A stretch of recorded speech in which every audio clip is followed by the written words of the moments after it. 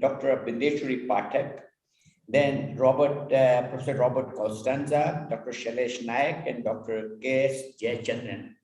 It's very nice that all of us have gathered here to talk about what wetlands mean to us and why we should conserve them, how they are being degraded, and what steps we need to take further to keep them, stop their degradation and keep them in good health.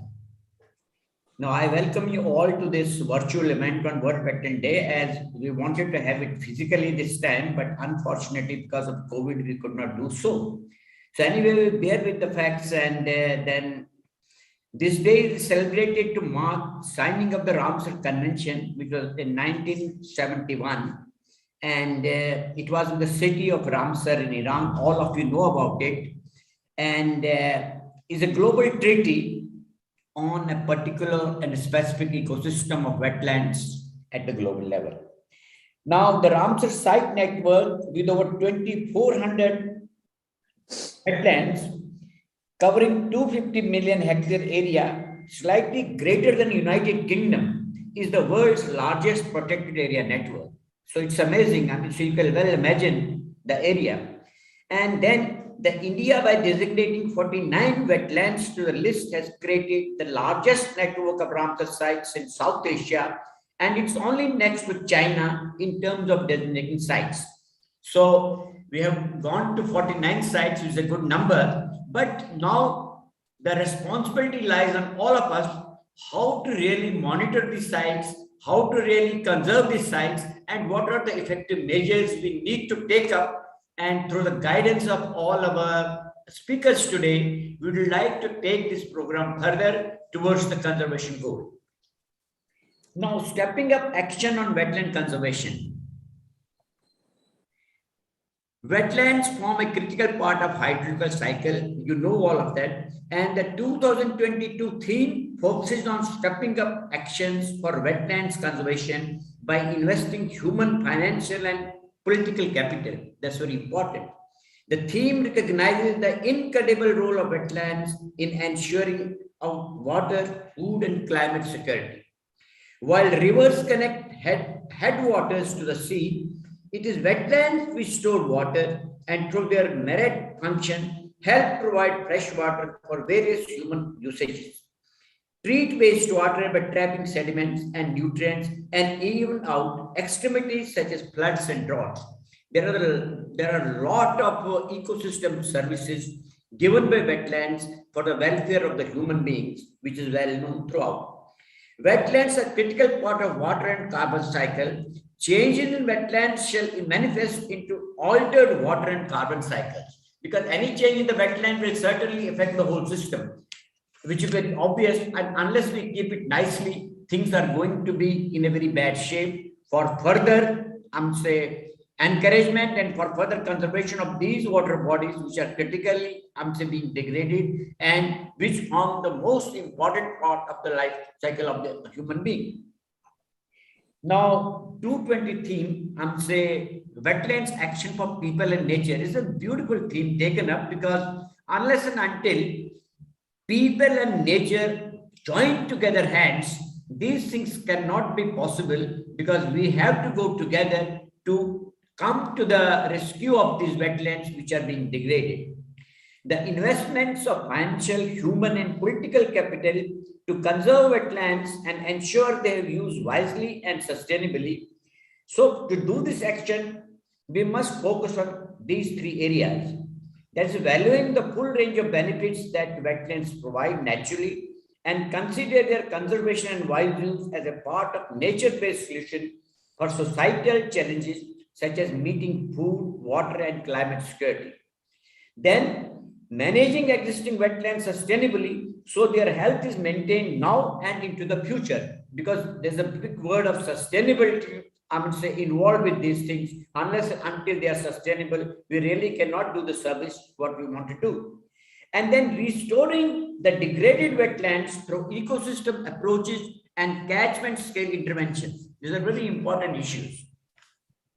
So talking about little of the Wetland International, So I may just inform you that Wetland International was established in 1996 with a mandate for wetlands only, and it is distributed to South Asian region because we are working for it is Wetland International South Asia.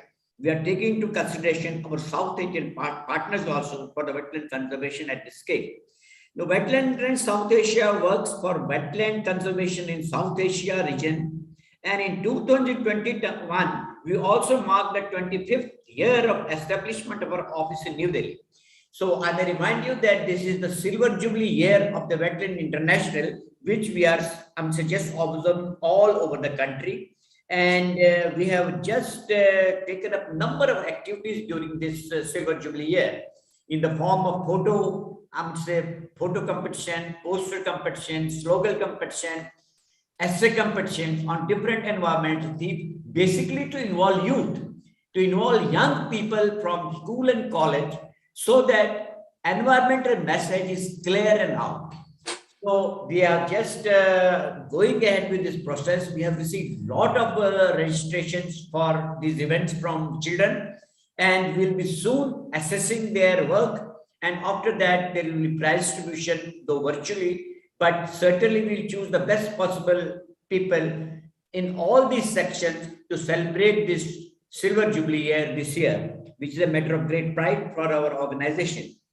Now, I may tell you, we started with a modest, humble beginning from Chilka and Manipur Lake in the country. But at present, we are proud to say that Wetland International Conservation is taking up in 16 states, as well as in Nepal, Bangladesh, and Maldives. So it's a great achievement and a great expansion. But expansion in the name of expansion is not the real expansion. We must see that this expanded area for wetland conservation is really taken care of like a child. And we must cater to wetland conservation needs through all our needs, involving people for this, wonderful cause, so that these wetlands are saved and stop further degradation all over South Asian region. Now, the way we work, how we work, our way of working is a little different. We have chosen 4 ways, that is healthy wetland nature, vibrant counts, coasts and deltas, and water stores from mountain sea, that's high altitude wetlands, and how the water goes from the top to the bottom and how it affects the systems, downwards. And then peatlands, the new area altogether, because we don't have much knowledge about it, then we are just making up a data collection on these particular things because they are very important areas. Now, our 4 work streams encapsulate work on wetland biodiversity, functioning within landscapes, and wise use for securing sustainable livelihoods. The stream on healthy wetlands nature includes work on species and habitat conservation, which is very important. The stream on coasts and deltas focuses on integration of wetlands management in coastal zone management. In fact, we have brought out a calendar also there from the particular theme of coastal wetlands from Wetland International, which has been appreciated by a lot of people all over whom it has been sent. Then the program on water source from mountain to sea covers program integrating wetlands and water resource management. And the work on peatlands is a recent addition and primarily on inventory initiatives. So we are going to be collecting data on these things to see what is in reality the peats which work for us in this particular direction. We focus on increasing information based on wetland status and trends in wetlands. A wetlands extent trend index was constructed using data on extent change from 240 wetlands. The index is based on the wetland extent trends methods used in the global wetland outlook. The index for 1980-2014 indicates an average decline in natural wetland area by 41% and a near commensurate increase in area under human-made wetlands by 44%. This underlines the pressure on natural wetlands. In UP, we have built an inventory of wetlands taking into account wetland functions, especially their role in meeting water management objectives such as groundwater recharge, flood and drought moderation, and pollution abatement. This work is also being expanded to Bihar and other Ganga basin states. Then, how do we strengthen wetland management? Now, Wetland Indonesia South Asia works with Ministry of Environment and Forest and state wetland authorities, which are the pivotal points in various states for wetland conservation, to strengthen wetland management. This includes providing support to formulating and implementing integrated management plans and identifying priority wetlands. We are now proactively building methods and models for addressing climate risk in wetland management. We have taken up 4 wetlands, that is Pond and Raincorn Himachal, Chilka in Odisha, and Point Calimber in Tamil Nadu for this purpose. So we'll be just coming ahead with the results obtained from various investigations. I'm suggesting these particular wetlands. Now, as a theme of this year is local participation, so local action for integrating wetlands development plans is extremely important. We believe that it's important to build wetland conservation within local level development plans through partnership with grassroots organizations. We support integration of wetlands within village and development plans. Because if at the grassroots level, people take wetland conservation very seriously, then we start from the very root, which goes up accordingly. So if our base is not strong, probably we cannot really propagate this idea for future and to the upper strata of the society. Now, coming to South Asian platform for wetland managers, we were very keen that whatever problems we have about wetlands all over the world, in particularly South Asia, they resemble each country. All have same problems, all have poverty problems, all have, I'm saying those problems which are more or less common in our areas, which are neighboring us, like Nepal, Bangladesh, Sri Lanka.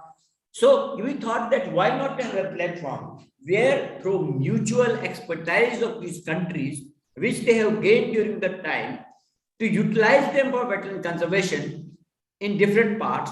So whatever we, I would say, excel in, or whatever the other countries excel in, we can formulate a joint program for the wetland conservation in the South Asian region. So that's very important. With this in mind, then we initiated this project in Dubai in the Ramsar event. And there almost 6-7 countries met together. They gave a version and they were very happy that we just start this forum. After that, we just had one meeting on water in Sri Lanka, but due to COVID, next meeting was in Bangladesh, but due to COVID, we really could not take it further. And now we are really looking forward because these things need to be done physically. We need to meet each other. We need to discuss with each other in a physical mode that what best features we can have in the mood, and then we should have field exercises too. So we are thinking now seriously that we will be in a position to meet next year. Maybe this COVID is over. Then we can have a regional platform for the South Asian countries.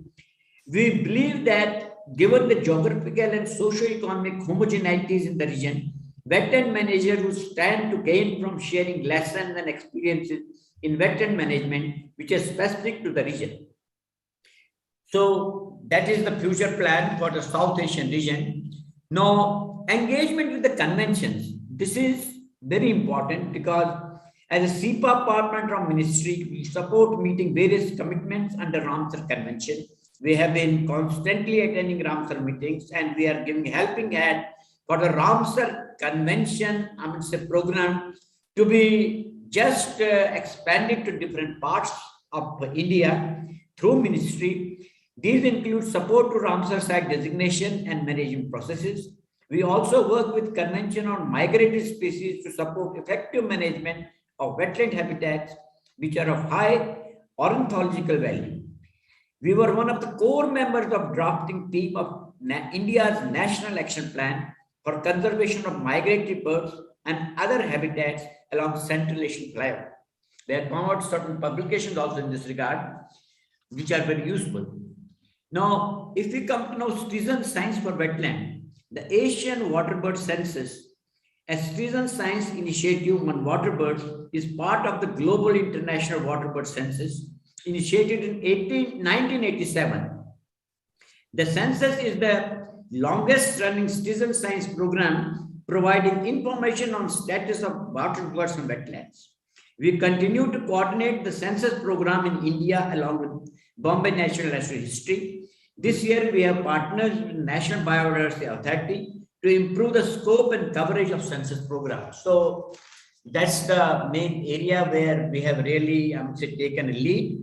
And then celebrating local action. We have collaborated with Manga Bay, India to highlight local action for wetland conservation. 25 stories of affirmative action were published last year and are being released in the form of book in 2022.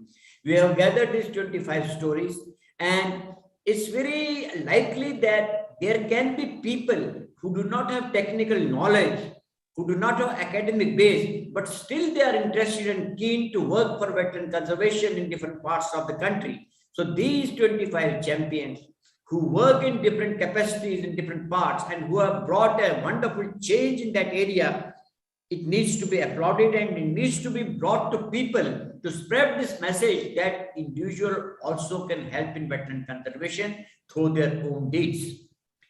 Now, another thing is about the knowledge products. We are constantly going into our newsletter, Sarovar, and we are just entering the 8th edition this year. Every time we change the theme, we take different themes like governance, management, water, other things I suggest, so that people are brought to this particular theme to work in that particular area, and a lot of papers on this particular theme are invited from wonderful, I would say, intellectuals who write in these magazines, and it is really liked by people. We got a number of reviews on these Sarovar. So I feel this is also a good, I would say, way of spreading the awareness about the wetland conservation all over. So we have also published a series of manuals and training materials for wetland manager and stakeholders on different topics. Wetland methodology, we just, during the capacity building program, we give that methodology module to people, to managers who are really working in the field for the wetland conservation in that particular part. There are a number of constraints with the people, in the managers, who really do not have expertise, do not have the main platform. So we try our level best to provide them all those equipments which need to be done for the managing part of the wetlands in question. And I feel it has done a wonderful job all over the country. Now, as I said earlier, Silver Jubilee year, so main focus is young people, young children, school children, college children.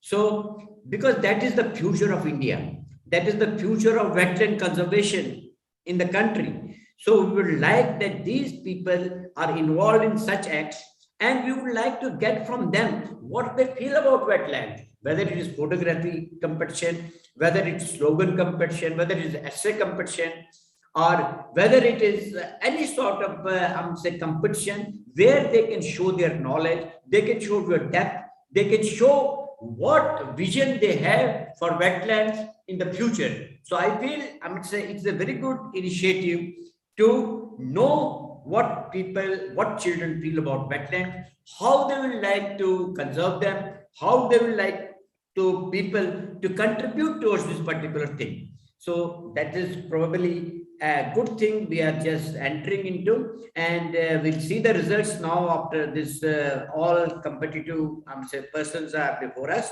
We'll choose the best and then ultimately publish these winning entries for consumption of common public. Now, what are the impacts? Because without impacts, no work is enough, I would say. Impacts have to be there, and we believe in one thing, that unless and until you have impact at the grassroots level for the wetland conservation, it's of no value. We must be in a position to assess that what our capacities, what our expansion, whatever actions have really contributed to the common masses. That's very important. And now some impacts that is in the form of literature. Wetland International South Asia works for and aspires to be a catalyst and enabler for wetland conservation, helping policymakers, wetland managers, and civil society organizations to take affirmative action for wetland conservation. To do this, we strive to remove the knowledge and capacity barriers. That's very important. Not even for the formal sector, but even for the informal sector, where people are not trained, they are not educated. We must just imbibe in them that niche to work for wetland conservation, how they are benefited, why they should conserve wetlands, and what probably they will get for wetland conservation, which are so important on this earth. As a civil society organization, we have been working tirelessly for promoting wetland conservation at various levels. While much remains to be done, we are pleased to see the diagnostic approach that we implemented at Loktak and Chilka and the Ramsar sites is now a national guideline for best practices. What we did in Loktak, what we did in Chilka, we got the Ramsar Conservation Award also from the Ramsar Bureau, and that has become a guideline for wetland conservation in the country. So that means the efforts put in there have really shown their fruit. Ramsar site distribution has become more representative with inclusion of floodplain wetlands, which are very important. Wetlands now are within the curricula of IFS training, IGNAV and CAFOS. That's they are requesting time and again that for all their postgraduate program, for all their inside program, wetland has to be a part and parcel of the syllabus, of the course content. Sectors such as disaster management have been recognized to recognize the value of wetlands in reducing disaster risk. A national program on wetlands is being upscaled to all districts and involves a wider section of stakeholders and communities. The Asian waterbird census has become the longest running citizen science program on wetland dependent species. We are, however, conscious, in spite of all our acts, what we have done, we are, however, conscious that much needs to be done as our small steps do not adequately match the scale of wetland degradation. Wetlands are degraded in a much faster rate, and our efforts to conserve them is not that fast the way it should have been. Systemic changes are required in the way wetland conservation and management is being done in the country, and in bring on board a range of stakeholders and actors, and we can at best be catalyzers of such changes. So, our vision for future. I'm saying we talk too much, but sometimes we have to be very particular. I'm saying what really we feel like, what we do, and what we would like to do for the future. As a civil society organization with no power and limited resources, I must underline this particular line that we don't have power like government, and we don't have so many resources the way government functions. But as a civil society organization with no power and limited resources, our role is largely that of catalyst. Our vision of healthy wetlands is built around three core areas. Wetland management is effective and leads to tangible improvement in biodiversity and ecosystem services. Wetlands are mainstreamed in development and programming. Wetland conservation receives the required policy support at all levels, nationally as well as internationally. Our priorities, therefore, are not around three areas: improving wetland science and practices, developing capacity of wetland managers to manage wetlands, and building partnerships to bring diverse stakeholders on board. That's very important. Now, how do we improve science and practice?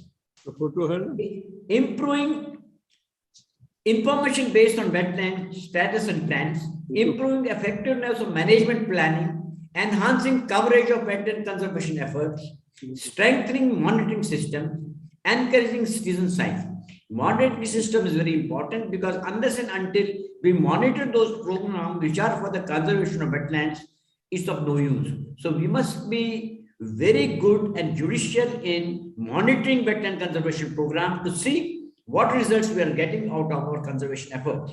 Now, developing capacity, this is very important because training programs for wetland managers, capacity development for CSOs and CBOs to use wetland as development assets communication and outreach for stakeholders. This is very important. And Wetland International is trying its level best to give capacity building training, to give training to different forms of sectors of society, to make sure that they understand the ethos of wetland conservation all over, whether at the formal sector, whether the non-formal sector. So it is a must that we must really bring this capacity building program to that level where each and every fellow, whether at the grassroots level or a top level, knows why he is conserving wetlands, what he will get out of wetland conservation, and how effectively he can do it. Then we must learn from expertise of South Asian countries in different sectors to conserve and manage wetlands. Increase connectivity and integrated approach for wetland conservation in South Asian region. Now we request you to just become members of the Wetland International South Asia and contribute to a vibrant platform of promoting wetland conservation at all levels of society. We have already made up our form. We have just distributed a number of organizations. We have number of agencies. So if you join us, you strengthen our hands. So we'll request you to join Wetland International.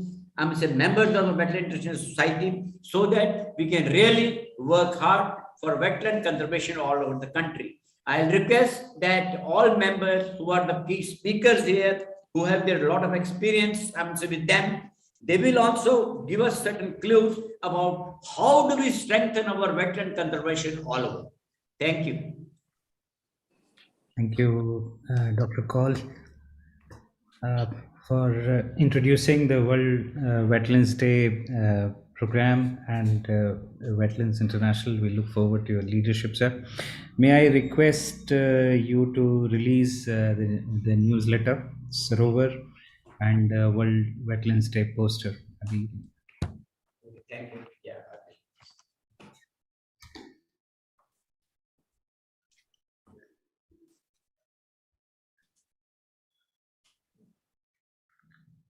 Thank you so much, sir. I think this issue of newsletter Sarovar is focused on water and wetlands. And it has contributions from some very illustrious water managers from all over the world. Thank you, sir. And may I request you now to release the World Wetlands Day poster.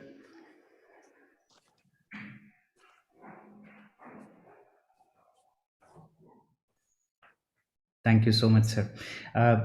Copies of all of these will be made available to everyone.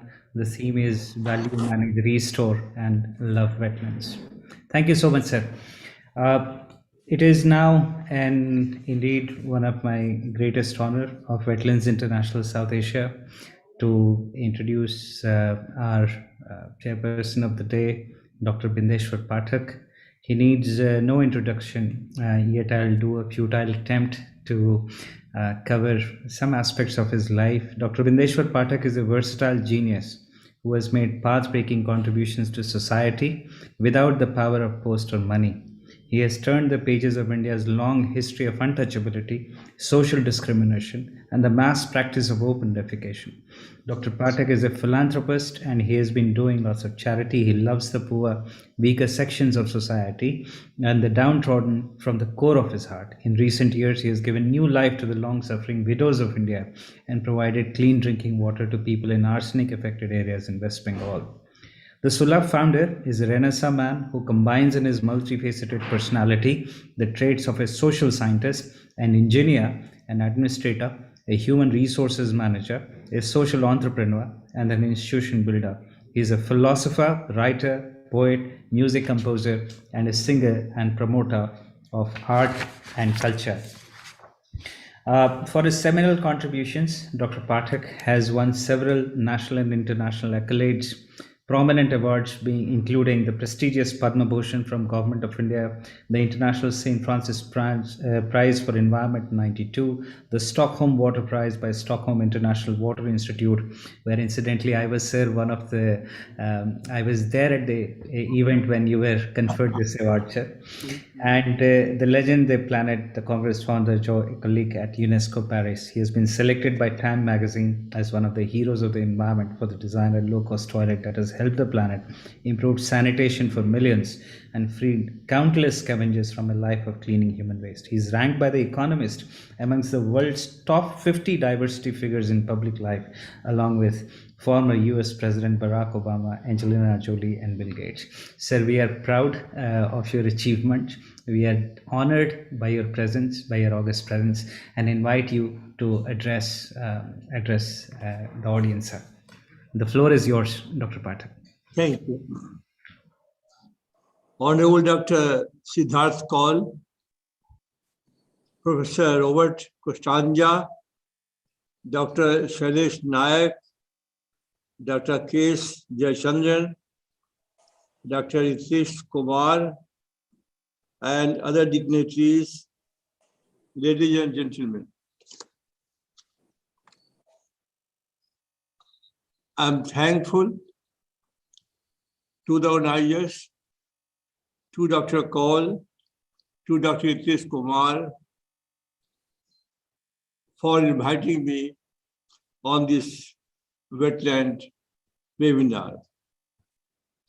I will present my paper in two parts.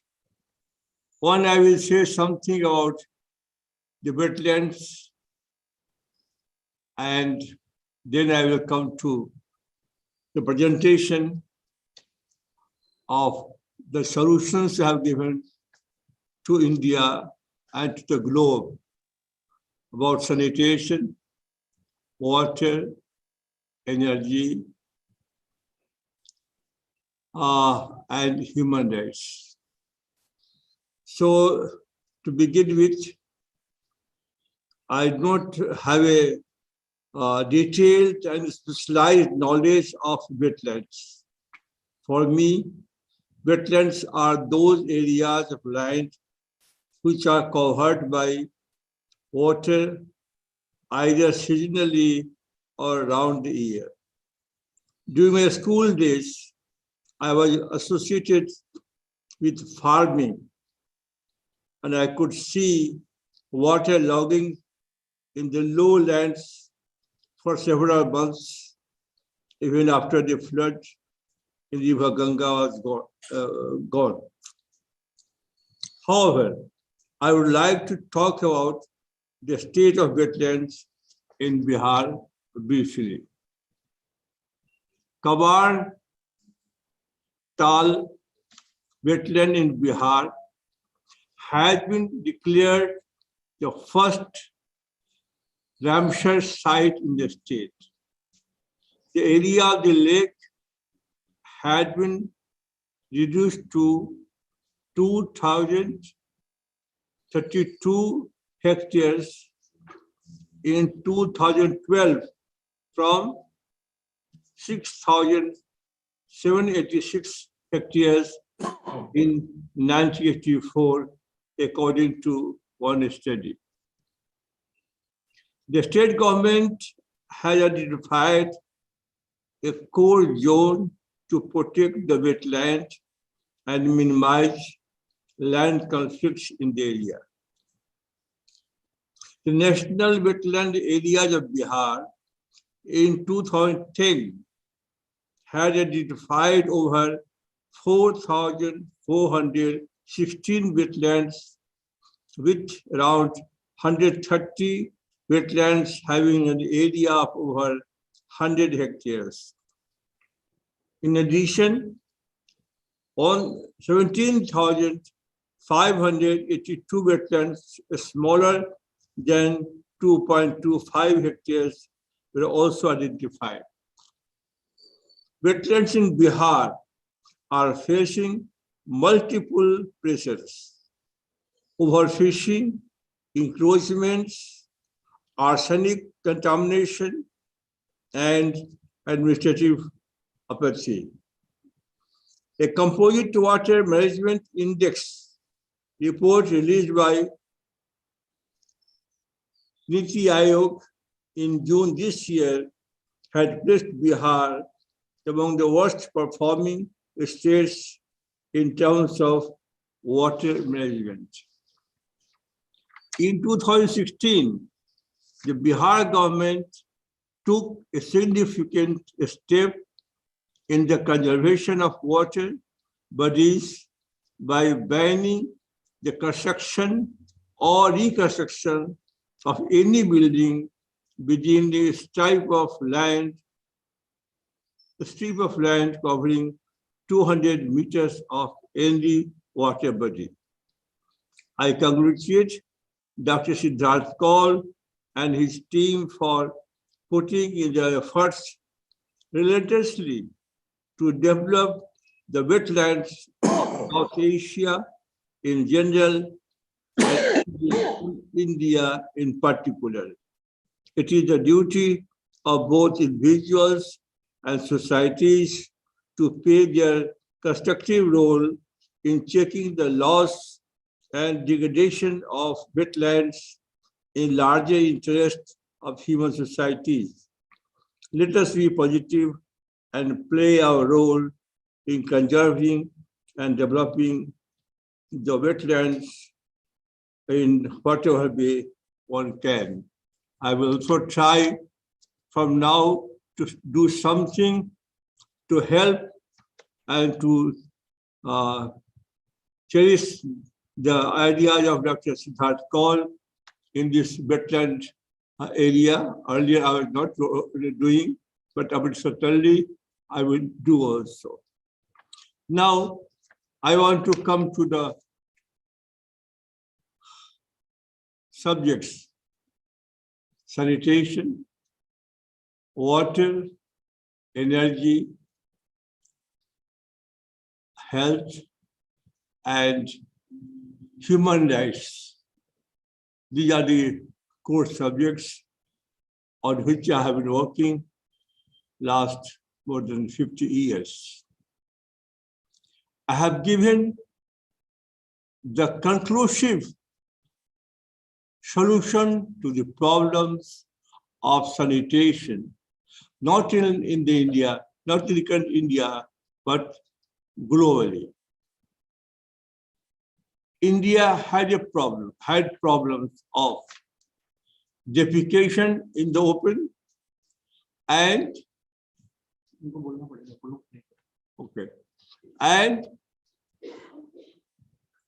cleaning of human excreta by the people called untouchables.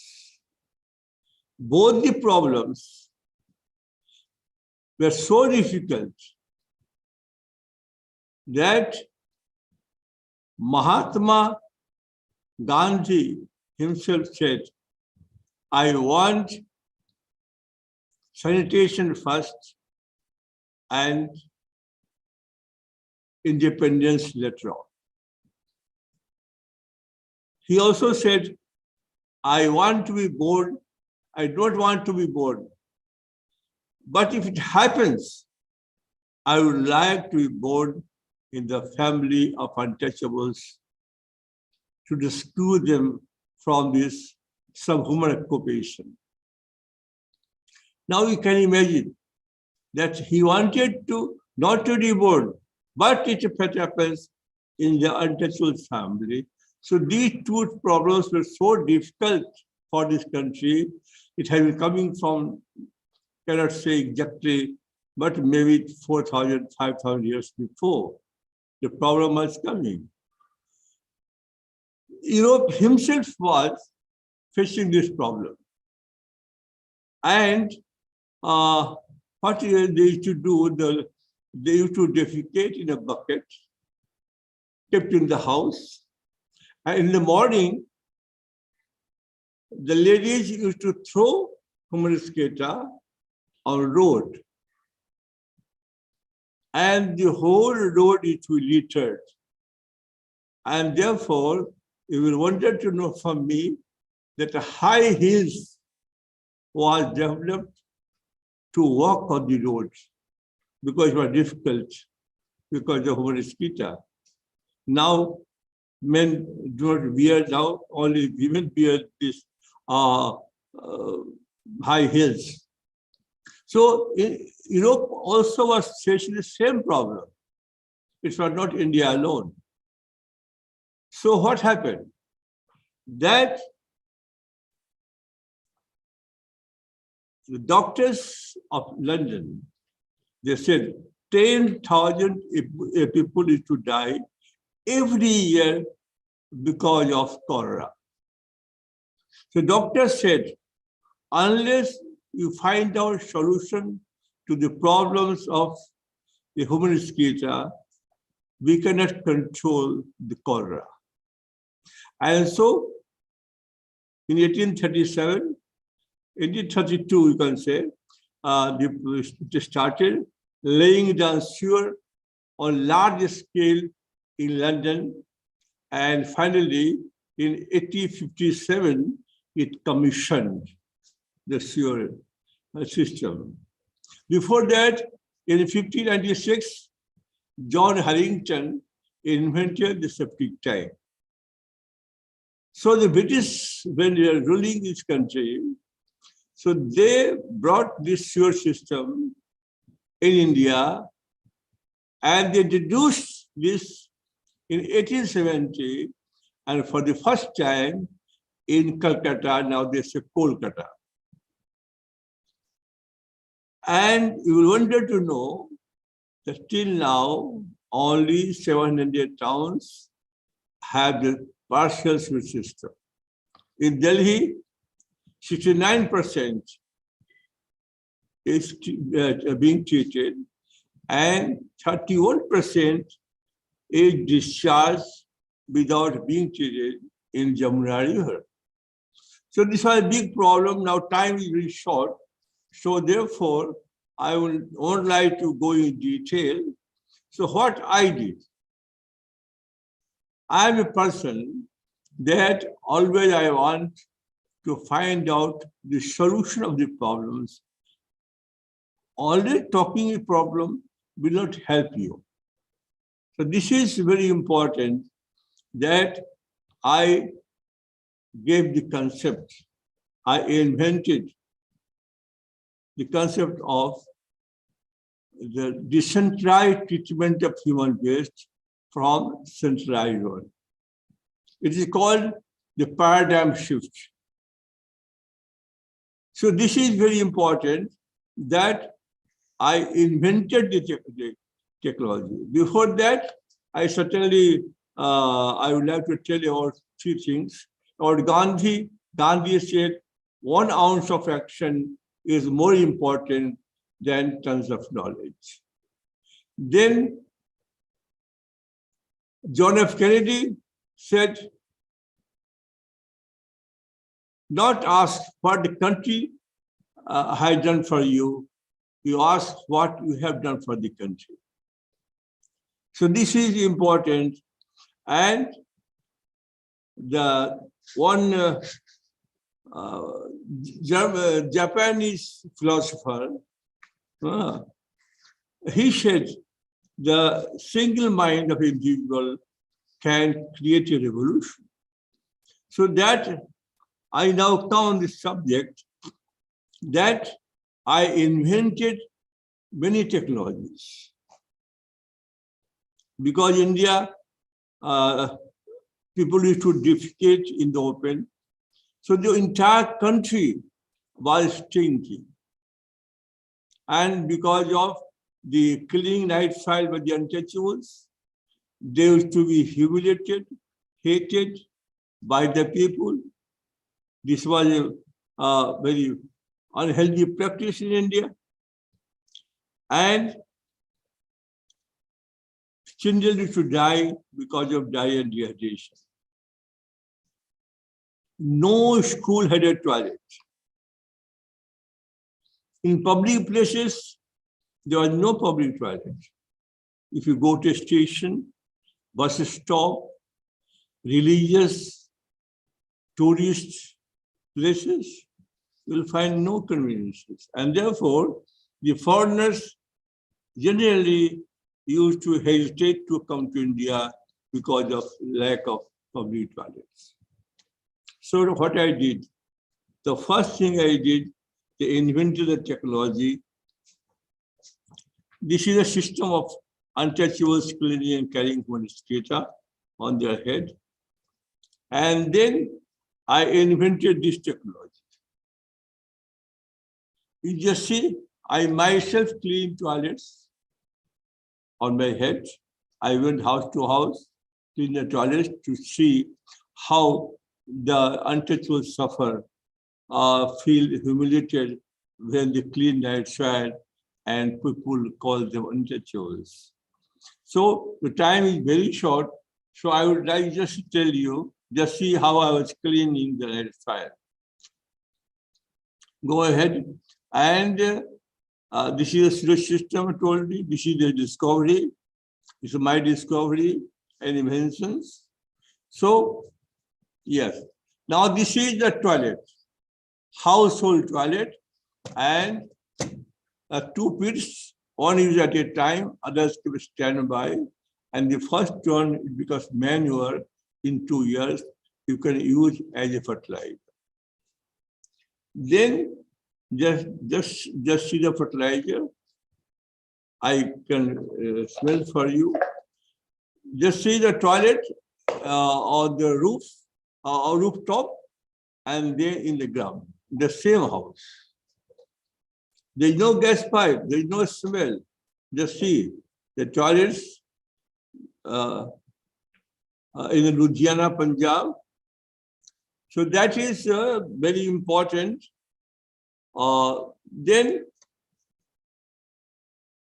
the fertilizer, we have made the ball. Just see, famous Hema Malini. I will got toilets for her in the constituency. And this is the door of the human skita. We cross हो रहा है ना फिर.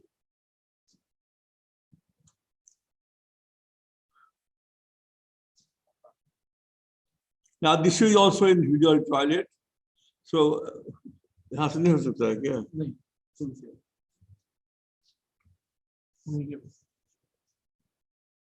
Now this is the museum of toilets we have. One for the inside and the outside museum we have. And you can see how the toilets are there. Now just see, there is no roof.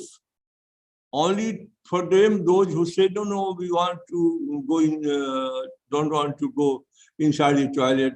We want to go outside. For them, we have built the toilets without roof. So this is for everybody. Rich people, middle class people, and economically weaker section of people. Now, I would like to say that you should go ahead because the time is very short. And so, yes, so show like this. Yes, yes. Yes. Now, just see, she's cooking food on the toilet slab. So, just see. She's cutting fish. There is no toilet in the world where you can use for the purposes, household purposes. She's shuffling grains. He's having shop. So just see, and this is on the upper floor of the house. The toilet is there. And then just see, even the wetland topic is there. So even the water table high, you can have a toilet.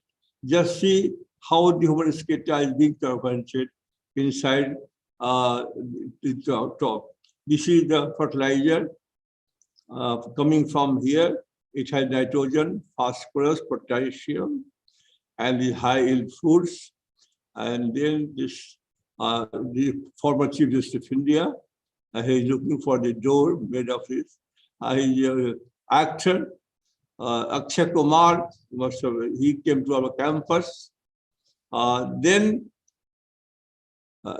this technology of Sulab was declared global best practice by BBC Horizon. Out of 5 inventions, one was Sulab. So this is very important. And this is the United Nations has suggested, the UNDP has suggested to adopt this technology to help to end the practice of open defecation and manual cleaning from mosquito. This is the award we got, and then this is the UNDP. Please go ahead.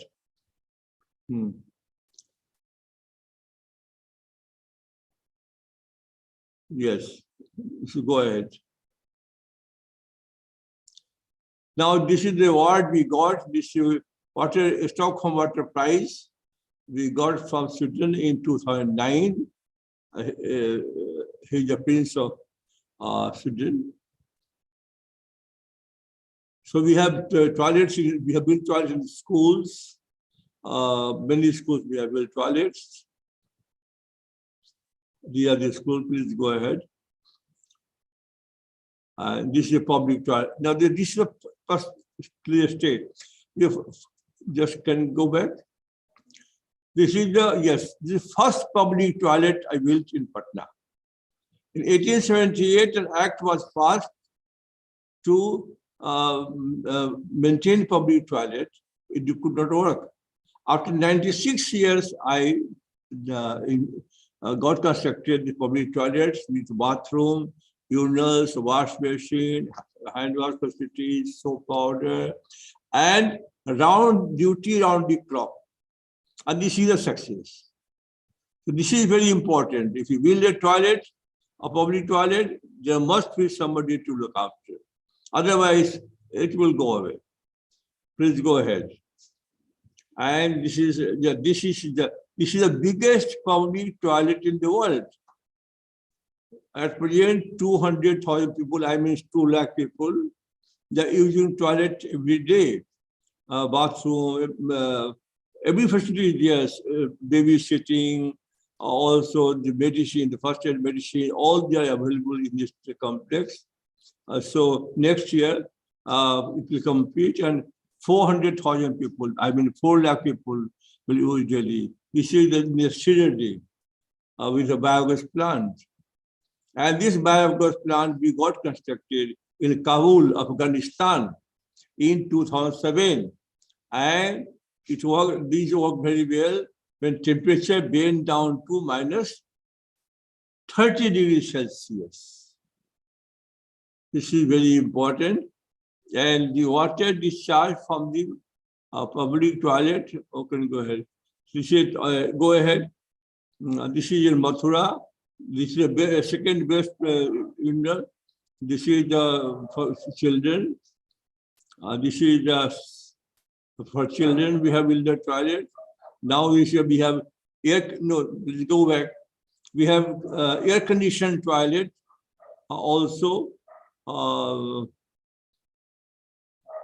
Now, G.R. Tata, he had this. Okay, start biogas technology. Now, this is a biogas plant to see inside, and here the toilet is there. So, produces biogas, and biogas can be used for other purposes. Go ahead, like this burning lamp. The head of BJP, this is Sri Shankarji, trying Papadum, the ambassador of America, then ambassador of America, and then Jitendra Prasad, and the former Chief Justice, water. Just you see the water. The water is there, and this is what I'm showing you. This is from public toilet. Nobody can think of that this water is from public toilet. Go ahead. Now the water hyacinth also you can use for raising the field. This is the water, the wheat, and you can clean water in the pond, and you can have fish. Now people are talking about the employment. These are the area of employment. And not only you can go to offices to get employment, and save drinking water. Now this water we have, this arsenic area, they had all owns in the body, and people to their friend form giving their daughters to this village. But now everyone is cured. This is a pond, and from here we take water, and we clean it and supply as a, go ahead.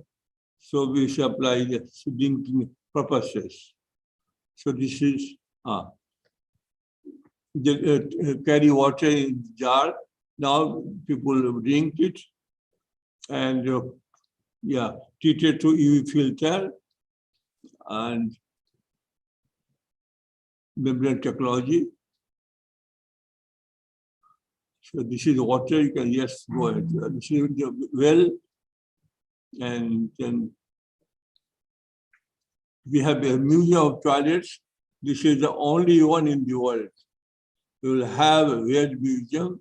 The people have come here in large numbers to see the museum. So we have two parts. One is the here Louis 14. He used to defecate and give the audience.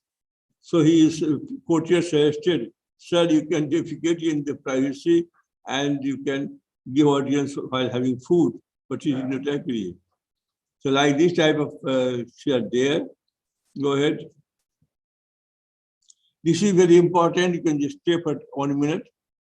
Oh, can you go back? Okay. Okay, this one. This one, suppose you are in a traffic jam or in a meeting like this, then and if you call of nature, if you feel, then you can have a blunt object like pen and pencil, and you can move from left anti-clockwise. And you can control your call of nature for 1 to 2 hours.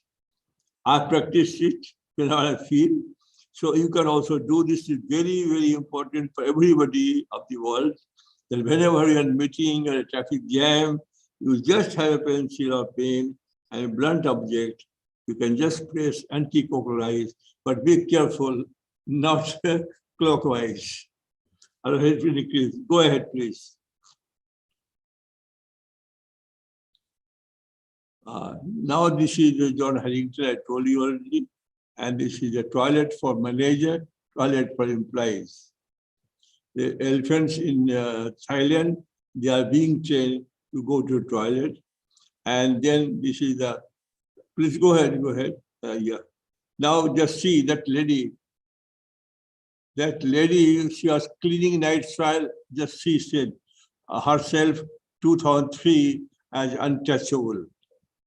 On 2015, she got this prize because we had cleaned Ashi Ghat in Varanasi, the Prime Minister himself did. And then she got award, Padma Shri, National Award this year, not this last year, in November, on 8th November. Just go ahead. The same lady you can see. So this is what we have done. We have fulfilled the dreams of Gandhi. He said, I would like to be born again. But if it happens, I would love to be born in a family of untouchables. And here I say, Gandhi, not you have to be born again. I have done your job. Now there are no more untouchables. Rather, they have become Brahmins. Because we have introduced a system of a horizontal theory of caste system. Now this is not vertical like Brahmin, Kshatriyas and Vaishyas and so on. So we have done horizontal. All are equal, which you wanted. So that is the theory I have introduced. So vocational training. Go ahead. And so vocational training. So now let's see the same lady here. Is teaching, and they used to earn only 300 rupees per month in 2003. Now they earn 15 to 20,000 rupees per month. Now go ahead. This other town, the Alvar, and this other the top. Now just see the girls. They were cleaning outside themselves. Just see. how we have changed the lives of the untouchables. This is the carpet and the sari they do, and this is all exported. So that is the way now the students, they do plumbing work and others. The social transformation now just eat the bit untouchables. When I went to a temple in Rajasthan, Nathadwara, when R. Venkataraman was alive, and he suggested me, what is a solution? So I went to another temple and went to see Rajiv Gandhi. He was Prime Minister. And he said, how did you do? I said, sir, I did like this. I was so happy. And for the first time, I may say that we were given time to meet the President of India, R. Venkataraman, for 45 minutes. But we were there for 1.5 hours. And whenever the ADC used to come and show on the watch, she said, no, still I have to talk to them. So likewise, we have socially transformed the society, the untouchables, and on many occasions. Now, we did this, like you see, they are going to temple. They are not allowed. They were living in the same village and same short town, Alwar, and not allowed to go inside the temple. I helped them. This man with Brahmin, he was opposing truth and hell, but I made it possible that they go to temple, take baths, and what Ambedkar wanted, that they should be accepted in society. And you see, they all, Jyotirlinga Mandir, Mahakaleshwar, all they went to. This I went to, this Ajmer Sharif. I go myself and just see this lady, Usha, was with me, and we went to Gurudwara. Go ahead. And we went to the cathedral, the church. We went to church.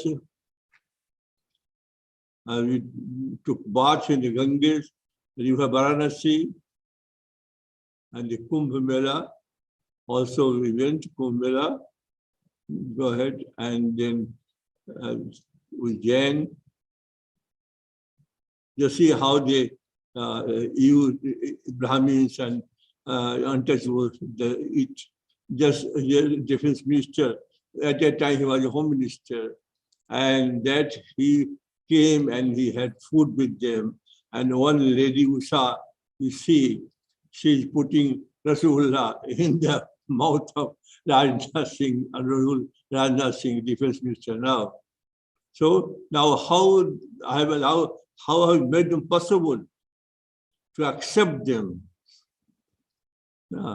Please go ahead and just see they go to many places. He is Rajiv Mohan Gandhi, just a little ahead. And here just see, I am the son of Mahatma Gandhi, but Dr. Bindeshwar Pathak is the son of his soul. If we are to go to meet Mohandas Karamchand Gandhi, he would first greet Dr. Pathak for the noble work that he is doing, and then meet me.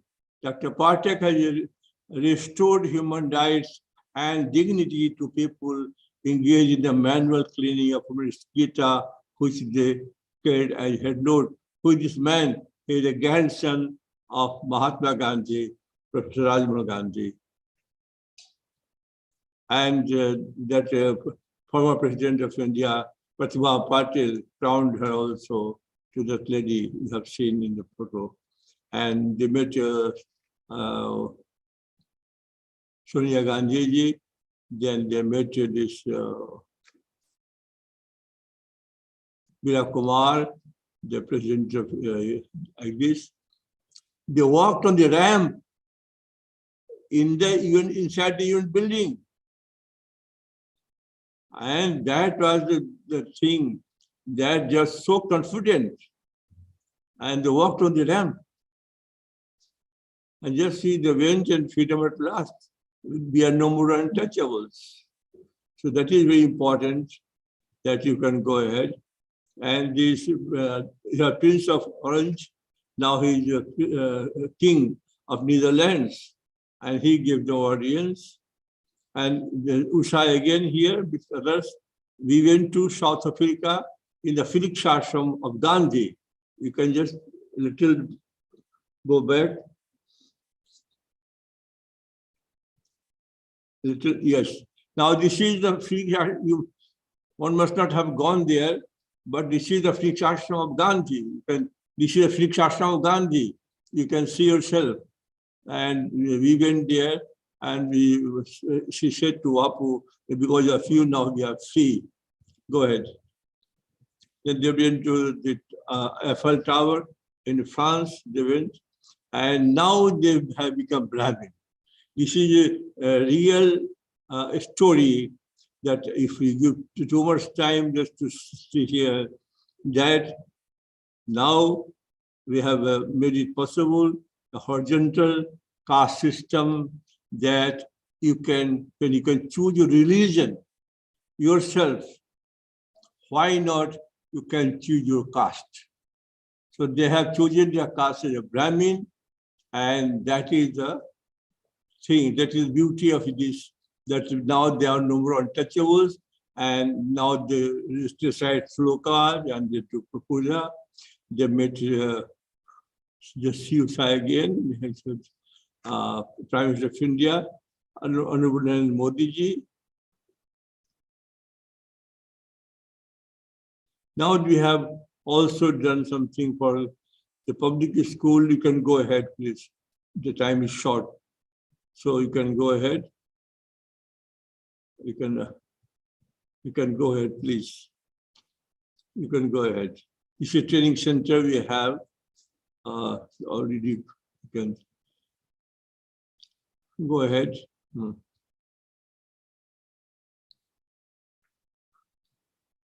Here. Now just see one thing only. We have also here this menstruation manufacturing machine for the ladies, also for keeping, and also we are providing napkin to the girls and to the neighboring schools. That is there. Go ahead. And then you can see what Gandhi's dream. Go ahead. Go ahead. Now, sociology of sanitation. This is very important that these subjects which you have seen, these are being taught in 21 universities of India, in Gujarat, Bangalore, Bihar, Kumaon, Nainital, UP. So 21 universities, they are teaching sociology of sanitation. Lakeland University, Dahanga, so many names there. So recently, both Gaya Central University has started teaching of sociology. So in the world, you will not find anywhere that activities taken by an NGO is being taught in the university at the graduation level as well as at the MA level.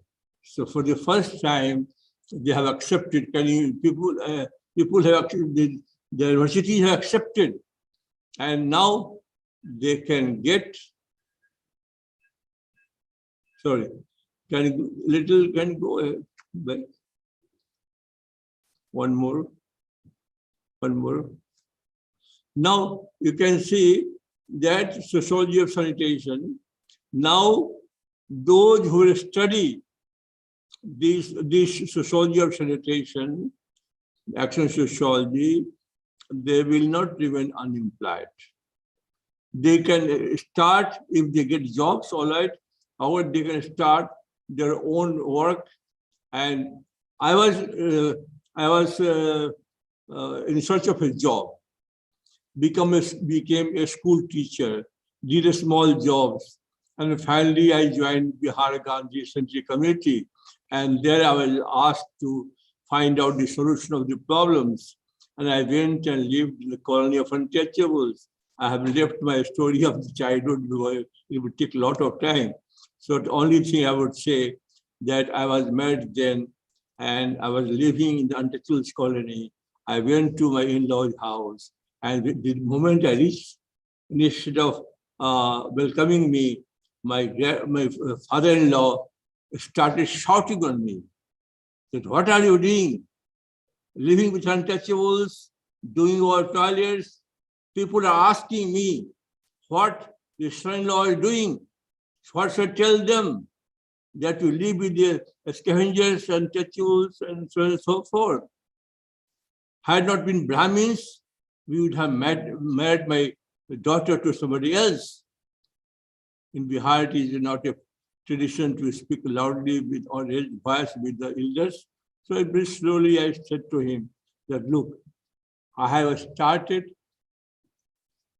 turning the sanitation history of India, the pages of history of India, and also to fulfill the dreams of Mahatma Gandhi. Now I cannot leave it. And now what you see, I have fulfilled the dreams of Gandhi, and also I have turned the pages of sanitation history of India. Please go ahead. Now, this award we got from the President, the Lal Bahadur Shastri award, and the Prime Minister looking for two-pit toilet, which he now has got installed through government, central government, state governments. 100 million toilets he has got provided in all the houses, and now India is free from open defecation in the open, only because of this technology. By sewage system, it was not possible to end both the practices.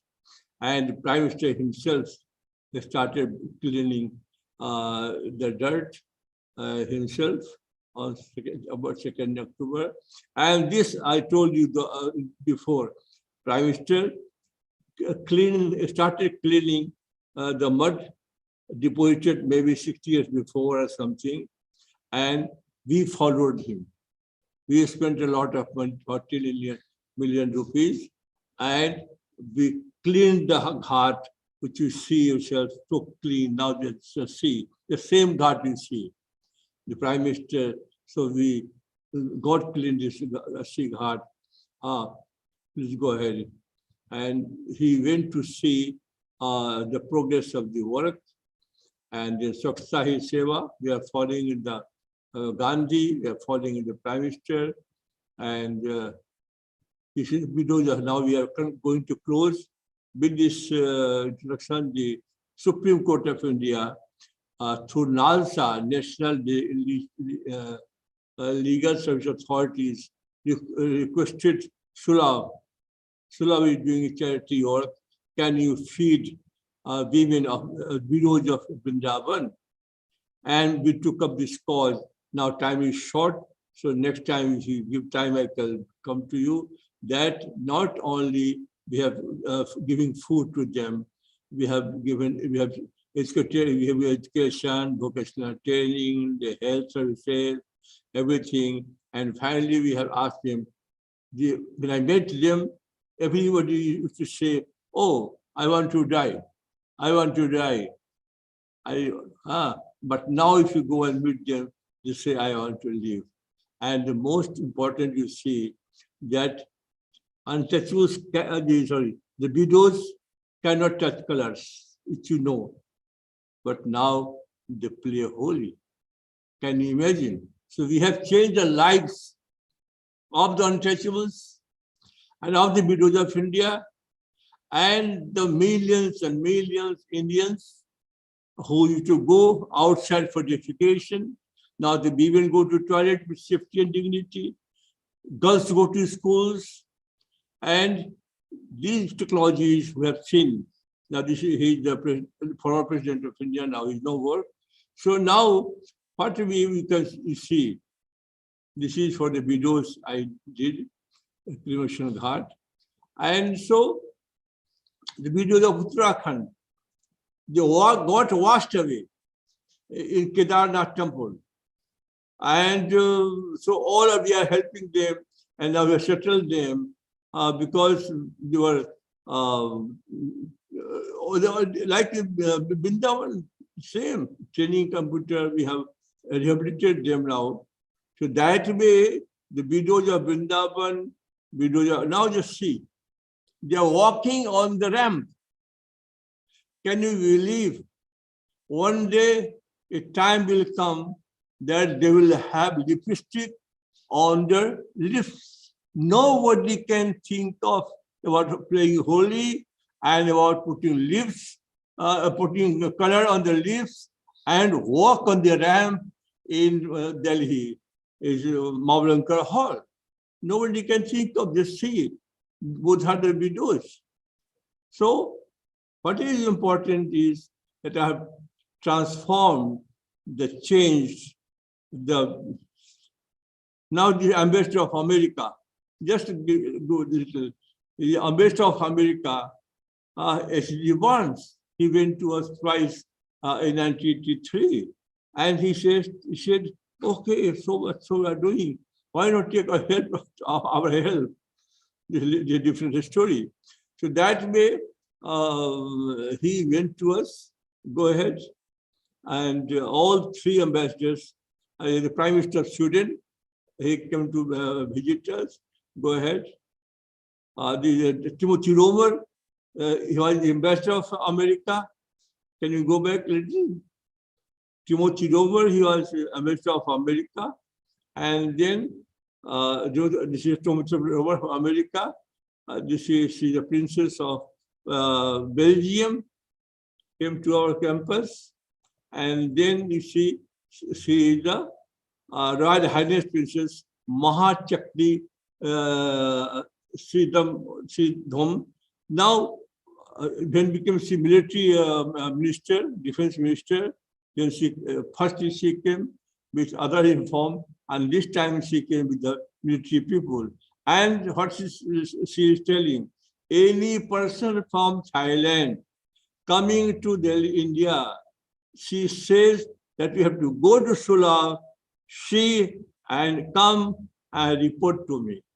So she is the only person that she says, no, we'll have, if you go to India, we'll have go to Sula. And when the people come, so I what I request. Now this is concluding part of my presentation. So whenever you come to India, please, those who are from outside or from inside, those who have not come, the ambassador. So please come and visit Sulabh Sansa. Just little back. Now she is this Ila Gandhi, granddaughter of Mahatma Gandhi.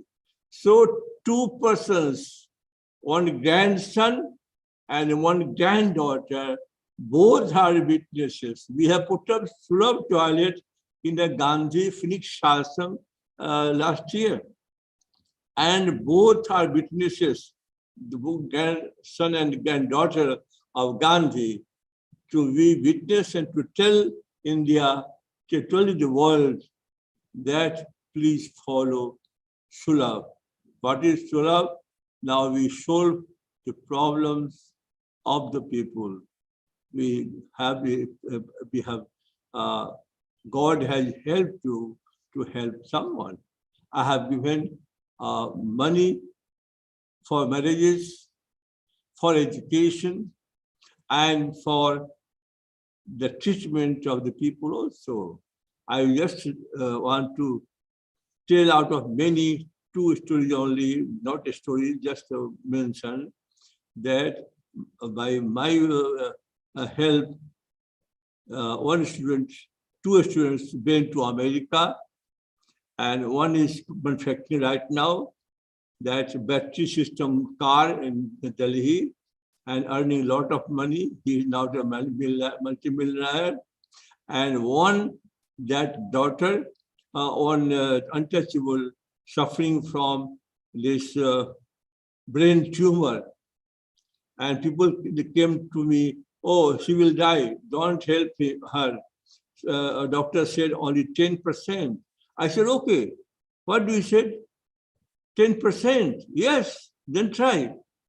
And today, Shanti Devi, she is alive, working Sulabh, making good tea for the people who come to Patna, go to Patna. And little lessons, little back.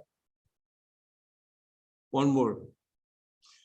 Their San Francis Prize will be got, no, this is Padma Bhushan. San Francis Prize when they got, he said, oh, we are working for the poor and downtrodden.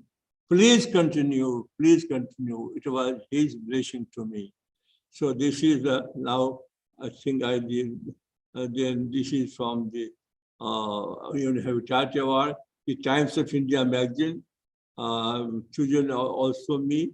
And this, the Bill de Blasio, mayor of the city of Newark, he declared 2016 as Dr. Deshwa Pathak Day.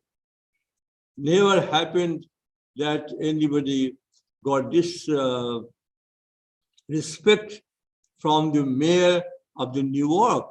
And he said, no, I asked him, why, Excellency, for me? Oh, they have declared. No Indians have got this respect. I said, no, Indians should get, more Indians should get it. Like Dr. Call should also get this. So he said, no, because we devoted for you 2 days and your work was displayed, and he finally came to the conclusion that you must be given this award. So that was, I think, again, and this is Pranju. We got this award from Japan, and this is from France, and this is Gandhi Peace Prize, finally. And go ahead, and thank you for giving me this opportunity. I have encroached upon your time with folded hands. I apologize to all of you because my work has been, I have been working in this field from last more than 50 years. So certainly in 35 minutes, it was not possible to. You have kindly agreed to give me time. I took your time. I'm sorry for that. But with yours, I thank you, Dr. Kaul and others, for giving me this opportunity. Thank you. Thank you, Dr. Pathak. We are so inspired. We are so honored by your journey, and I don't think we have enough words to thank you. But one thing that we can do as Wetlands International South Asia, we will be committed to the social cause. We will walk the tall order that you have set us, and we will emulate, and we count you as our mentor, as our guide in our journey on wetlands. Thank you so much, everyone. I will do the same. Sir. I will work in this field of wetland. Follow the Dr. Kaul. Without further ado, let me thank Professor Robert Costanza, who has agreed to join us. Professor Costanza, we have all been student of economics, myself being one. We have been inspired by your paper on putting a value on global ecosystems, and must say that there are several of us around the seminar now who are looking forward to hear you and your views on ways wetland values could be brought to bear. Before I give you the floor, let me try to read out your extensive bio. Professor Costanza is a professor of ecological economics at the Institute of Global Prosperity at University College London. He is also currently a senior fellow at the Stockholm Resilience Centre in Stockholm, Sweden, and honorary professor at the Australian National University, an affiliate fellow at the Gunn Institute of the University of Vermont, and Detao Master of Ecological Economics at the Detao Masters Academy in Shanghai, China. He's a fellow in the Academy of Social Sciences in Australia and the Royal Society of Arts in the UK, and is an overseas expert in the Chinese Academy of Sciences.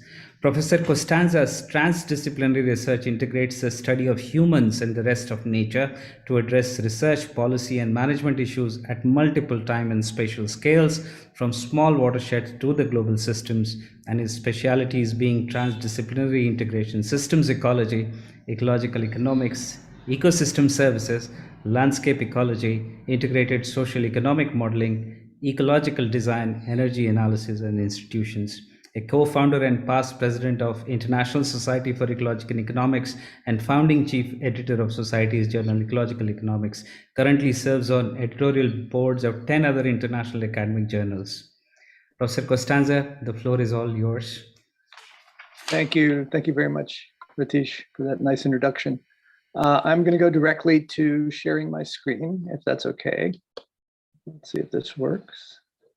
Yes, please. We have made you a co-host, so it should work.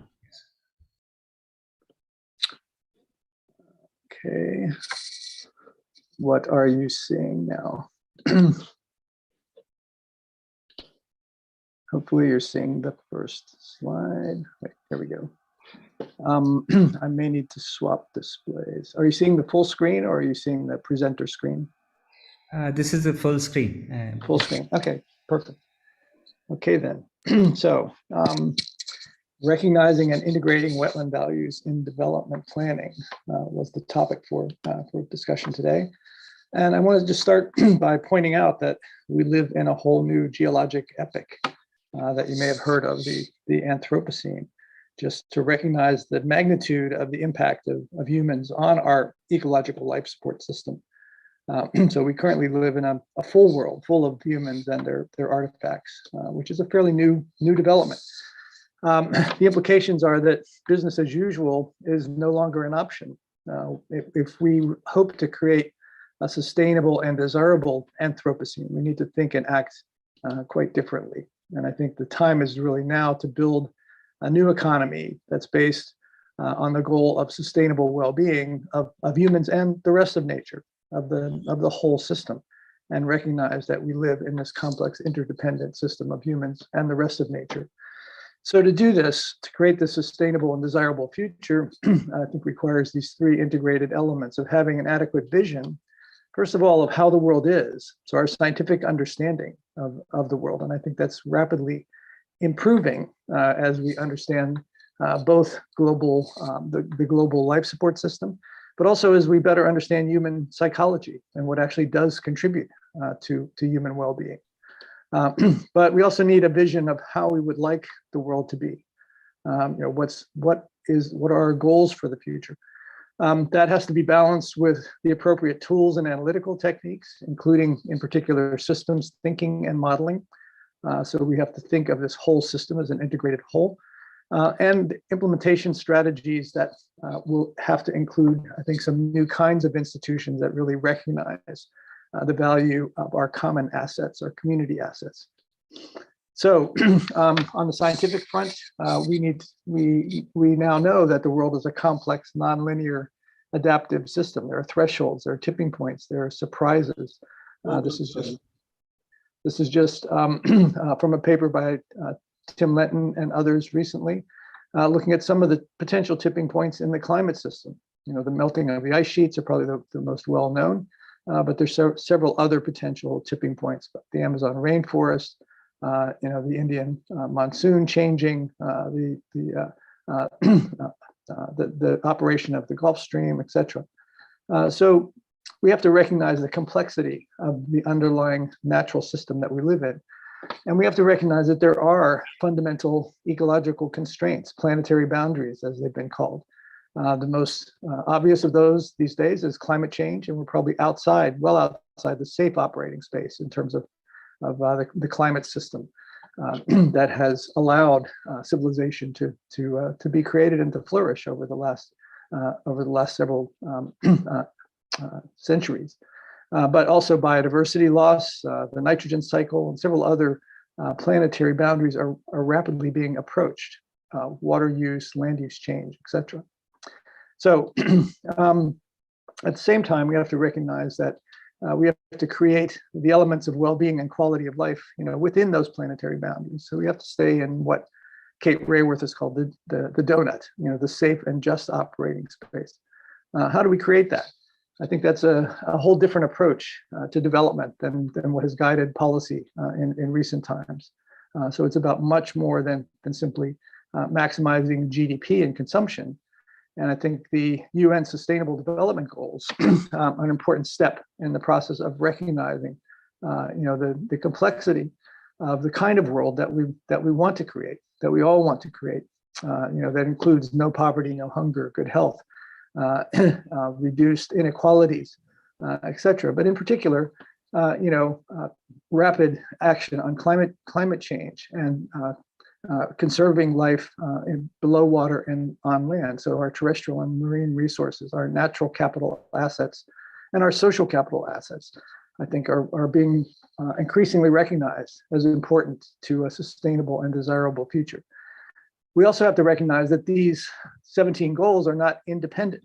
They all are, they have synergies and trade-offs with each other, and they all contribute to our overarching goal of a prosperous, high quality of life that's equitably shared and sustainable in different ways, in different contexts, et cetera. So I think the real challenge going forward is understanding these synergies and trade-offs in different contexts and being able to build this kind of world that we all want.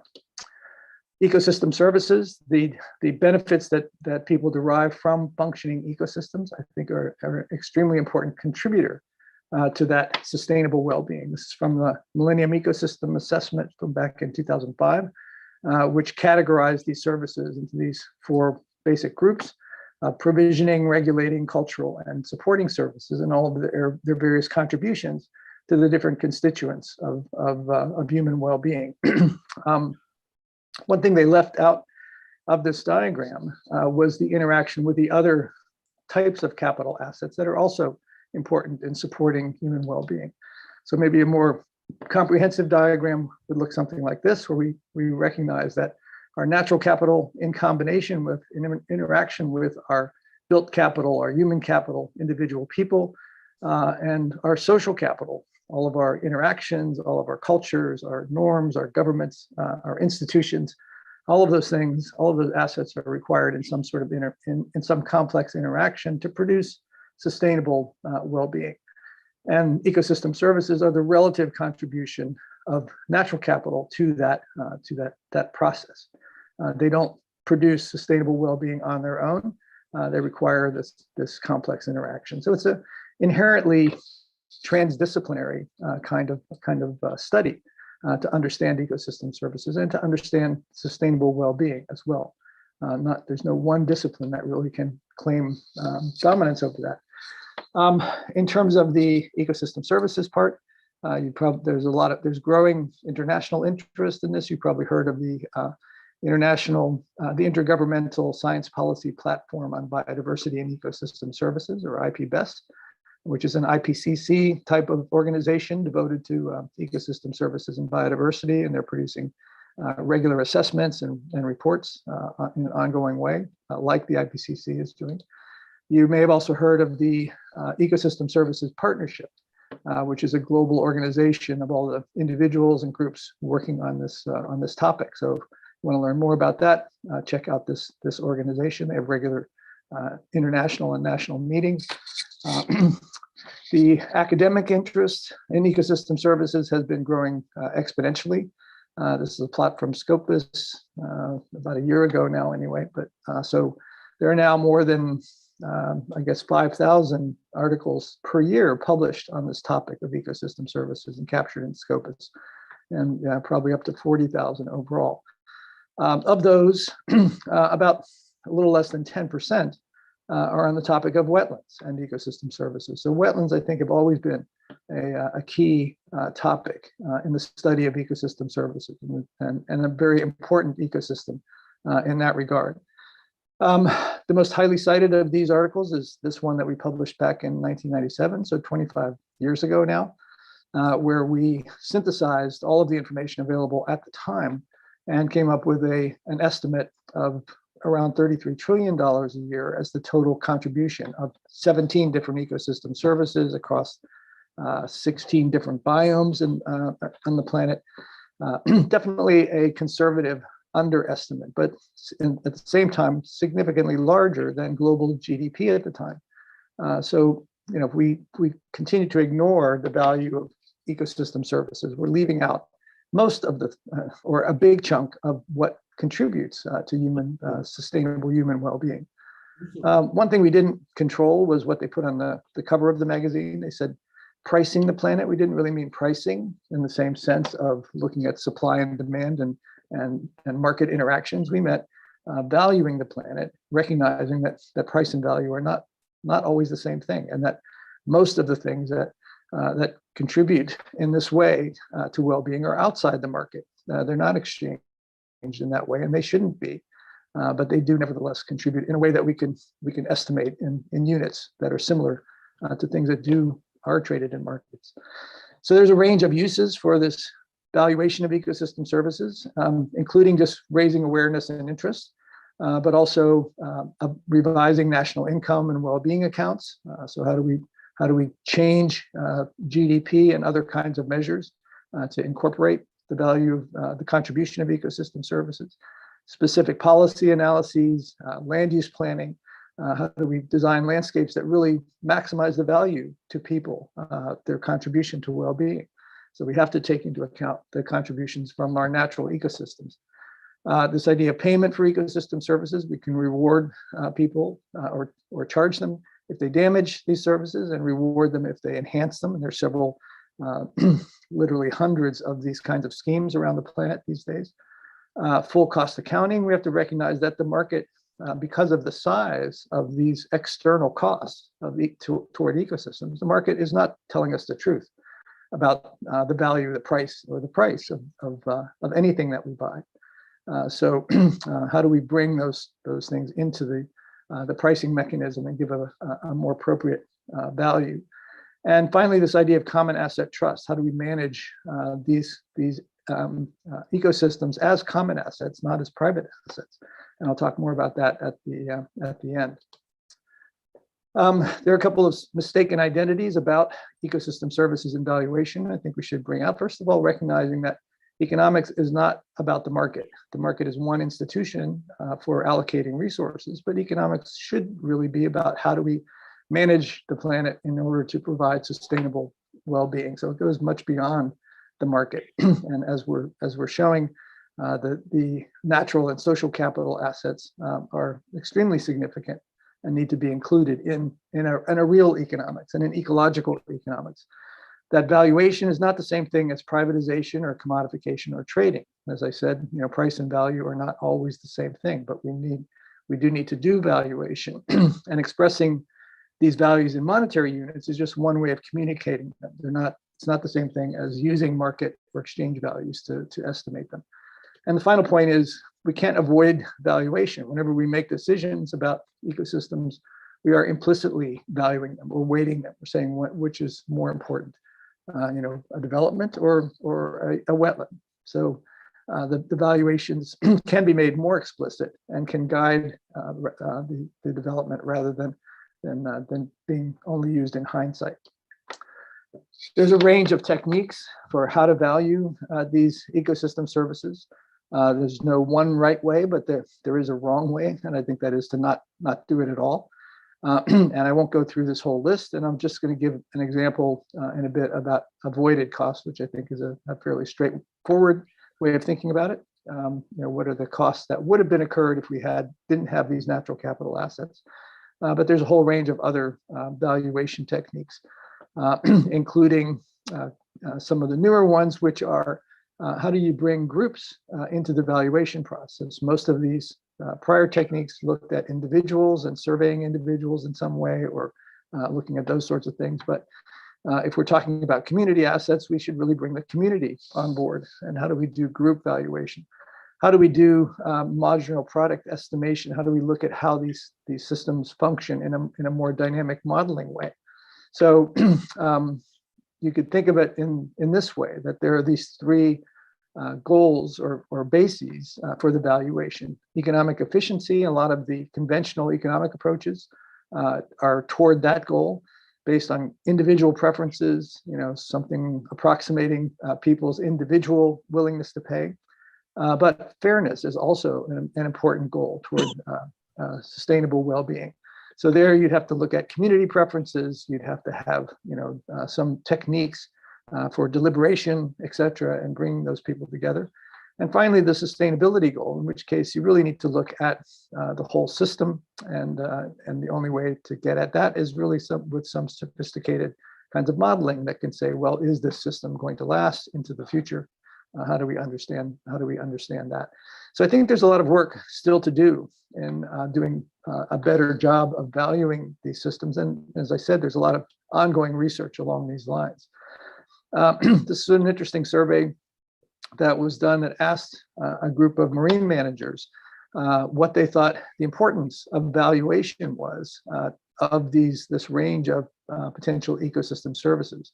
And you can see that in general, they thought it was quite important that managers know the value of these ecosystem services, some more than others, but in general, either high or medium levels of importance. But they also asked them how much they trusted these estimates. And you can see there's a lot less trust than there is importance, because I think the techniques for doing this valuation are rapidly changing and improving. And hopefully that's a challenge that we can work on to do better jobs of understanding, modeling, and valuing these complex ecosystems. More recently, the Economics of Ecosystems and Biodiversity study updated some of the unit values for these various biomes across the world. And you can see that wetlands in particular are extremely highly valued in general, in the hundreds of thousands of dollars per hectare per year when you add together the value of this whole range of ecosystem services. This is from that paper, and you can see that there have been a fairly large number of estimates done on coastal wetlands and inland wetlands, and the values of their services are definitely in the high end of the range. Why? Because they are at the intersection often of terrestrial and marine systems, and also of upland and water-based systems. So there's a lot of action in these marine systems, in these wetland systems.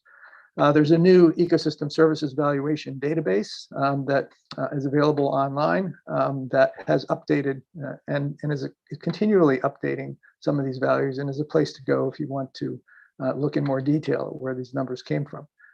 I'll give one quick example then of how some of these kinds of valuation studies are done.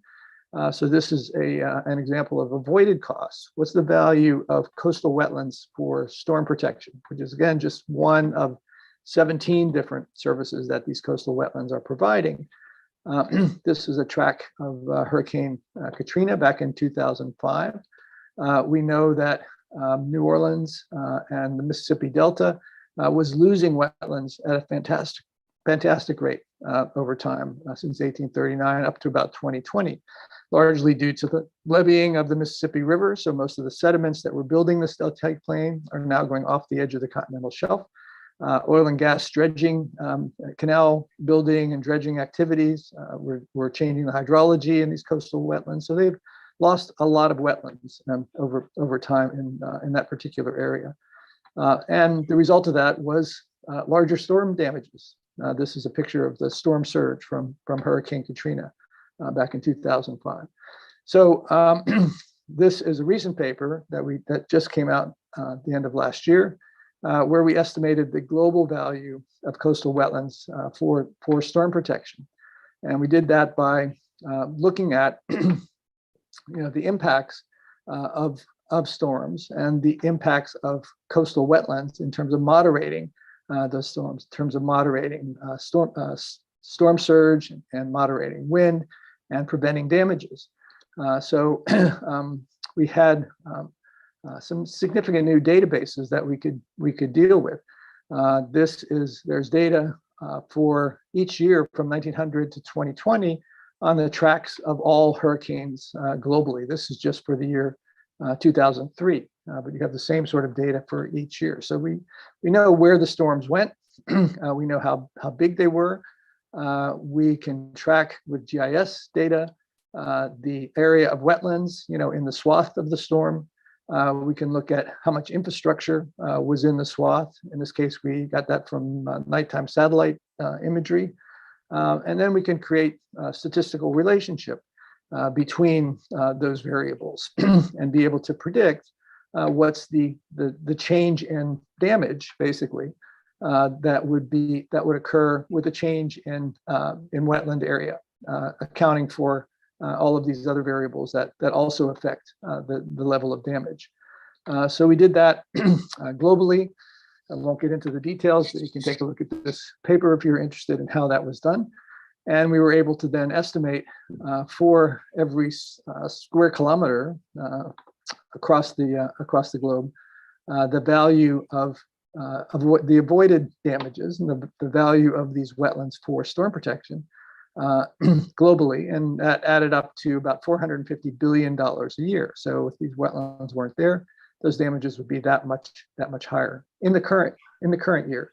That averaged out to about $11,000 per hectare per year. And again, this is just for the storm protection value. These wetlands also have value as fisheries, as for recreation, as waste disposal, etc. So the total value of these systems was in the hundreds of thousands of dollars of these coastal systems. You can see that India and Bangladesh are particularly affected and valuable, and these wetlands are particularly valuable then for avoiding storm damages in those areas. We were also able in this study, because we had data on the deaths that were caused by these storms, we could estimate the lives saved per hectare per year of coastal wetlands and total. So we estimated that total 4,500 lives per year are those deaths are avoided because of the operation of these coastal wetlands. So that's just one example for one ecosystem service. And as I said, there's a lot of research going on on many of these ecosystem services. And we know that as land use changes, the value of these systems often declines, and often significantly. You take an intact wetland and convert it to intensive farming, for example, you're going to lose that storm protection value. You're going to lose the recreation value. You're going to lose other community values. You may gain private values, but you're losing the community values. Likewise, for several other land use conversions that have been going on. Several years ago, we tried to estimate the benefit cost ratio of protecting or conserving our natural capital assets, or wild nature. And we did that using a scenario involving expanding the global reserve network to cover 15% of the terrestrial biosphere and 30% of the marine biosphere. And the benefits of that would be the net difference between the intact system and what it probably would be converted to. And so the benefits were about $4 to $5 trillion a year. So a benefit cost ratio of 100 to 1. And since then, there have been many studies, of the value of natural capital, nature-based solutions, as it's often called. Instead of building levees to protect against storms, we conserve, protect, restore the coastal wetlands. And those coastal wetlands then have many more values than simply the storm protection. But they're from a purely benefit cost perspective, they're very valuable. So just as a point of comparison, the most recent numbers for the actual areas that are protected on the planet are about 15% of the terrestrial regions and 3.4% of the oceans. How protected these areas are is another question, but I think there is movement in the right direction anyway to protect more of these natural capital assets in order to take advantage of what they do to provide sustainable well-being for us. More recently, we've estimated the changes in the value of ecosystem services from that 1997 study up until 2011 in this case. based on changes in land use. So we've had, increasing desertification, increasing loss of wetlands, increasing loss of coral reefs over that time period.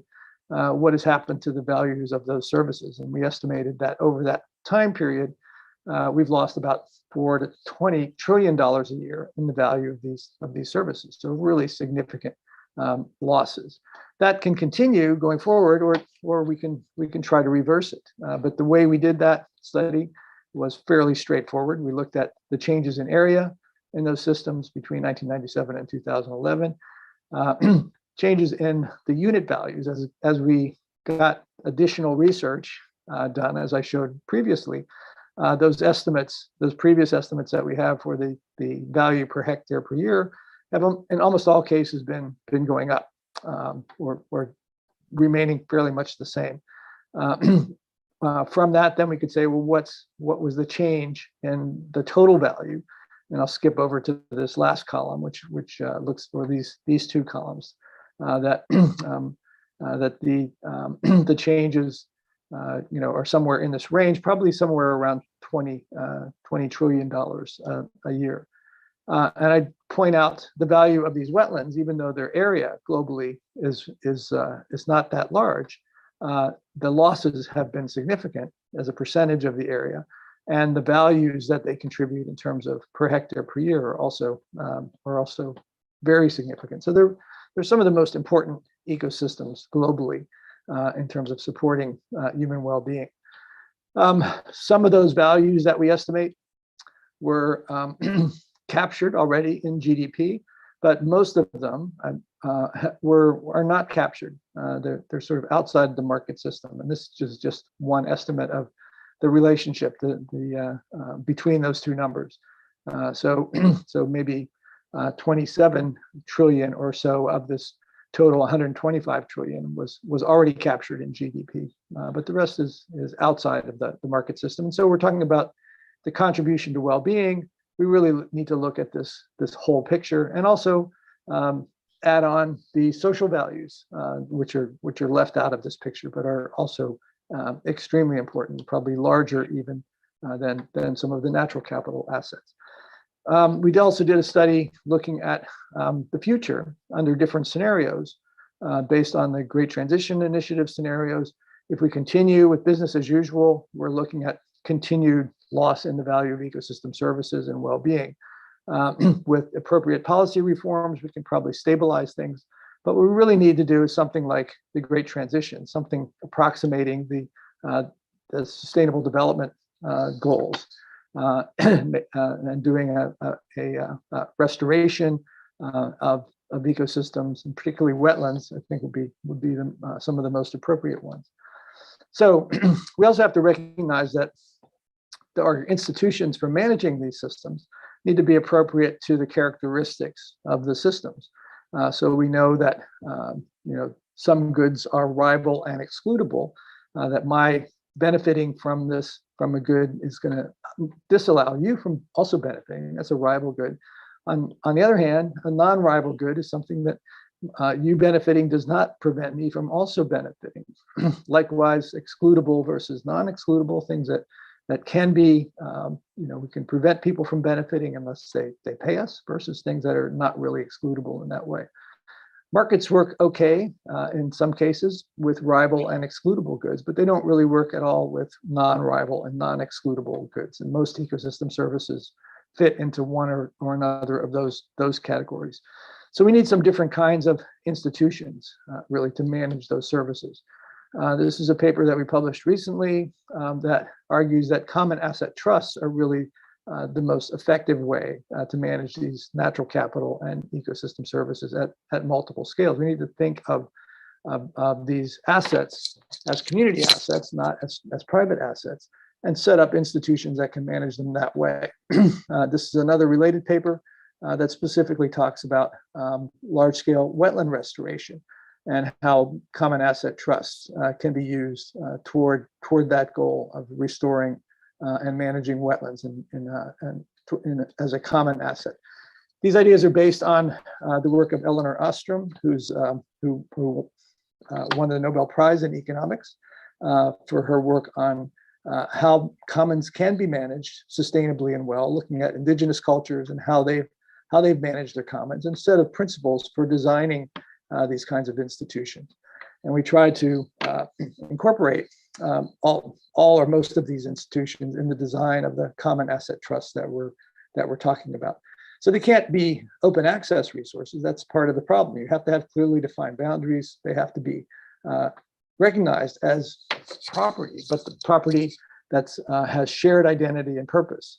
That's property of the community, and a whole range of other characteristics that are necessary, including this idea of polycentric governance. So the governance process is not completely top down, it's not completely bottom up, but there has to be different levels of governance that are well coordinated with collaborative relationships among them. Also, these kinds of institutions need to be co-produced by all of the stakeholders involved in the process.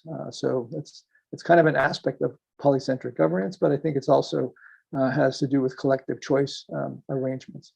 So I think there's a lot of work to do in designing better institutions to manage these systems, that we can't leave that to market allocation mechanisms.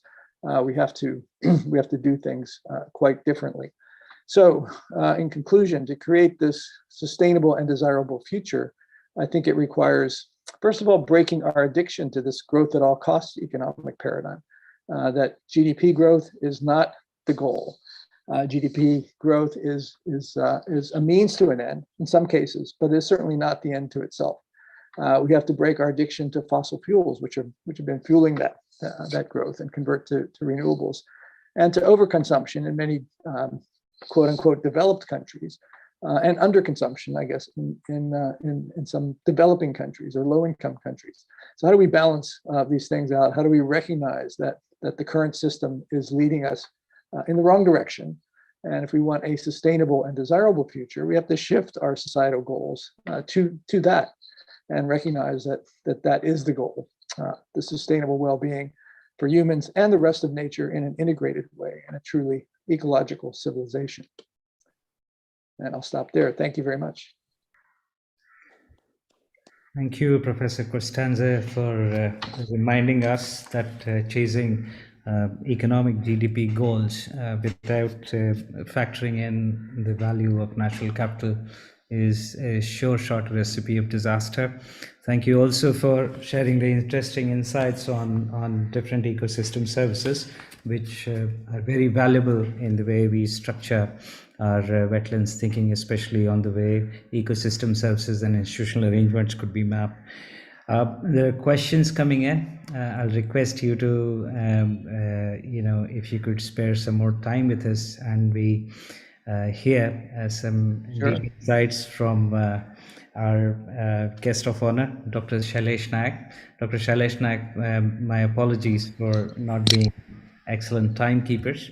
I introduce Dr. Shailesh Nayak. He's the Director, National Institute of Advanced Studies, Bengaluru, and Chancellor, Terry Institute of Advanced Studies, New Delhi, and Editor-in-Chief, Journal of Indian Society of Remote Sensing. Dr. Nayak obtained his PhD in geology from MS University, Baroda in 1980, and served as the Secretary, Ministry of Earth Sciences and Chair, Earth System Science Organization during 2008 and 15. He had set up the state-of-the-art tsunami warning system for the Indian Ocean and developed marine services during his tenure in ESO, Indian National Center for Ocean Services, and pioneering application of remote sensing to coastal and marine environments, developing products for coastal management and services for fishery and ocean and state forecast.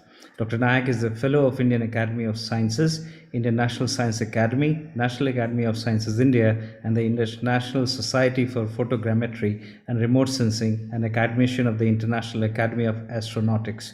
He was conferred the ISC Vikram Sarabhai Memorial Award 2012 and has published about 200 papers in SCI journals. Dr. Nayak, the floor is all yours. Thank you, Ritesh, for a very generous introduction. Dr. Kaul, I'm extremely grateful for inviting me, and it was a real pleasure to hear Professor Dubey and Professor Constanza We have been reading his paper for quite some time, but first time I could hear him in person, though virtually. So it's a real pleasure. And thank you very much. And I think his talk made my task very simple. And what I'm going to talk about is that how the climate change is going to affect the wetlands, and which is, of course, all the ecological services which also will be affected one way or the other. As we know that the human life depends on various goods and services provided by the ecosystem.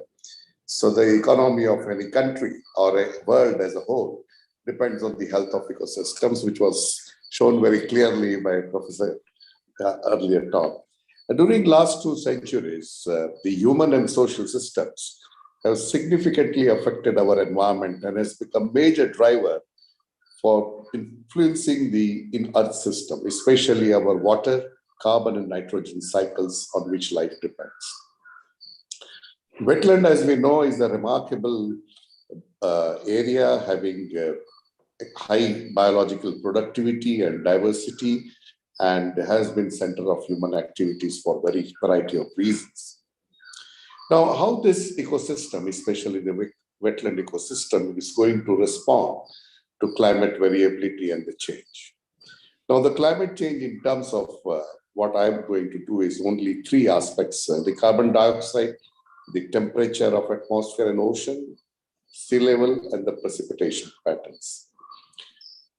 The warming of both atmosphere and sea, which has been now unequivocal, and we have been seeing in India, the atmosphere is warmed about 0.6 degree since 2001, with a greater warming after 0.2 degree per decade after 1980s. And the warming has also changed the precipitation patterns, especially the frequency of light rain has reduced and very heavy and extreme rainfall events have increased.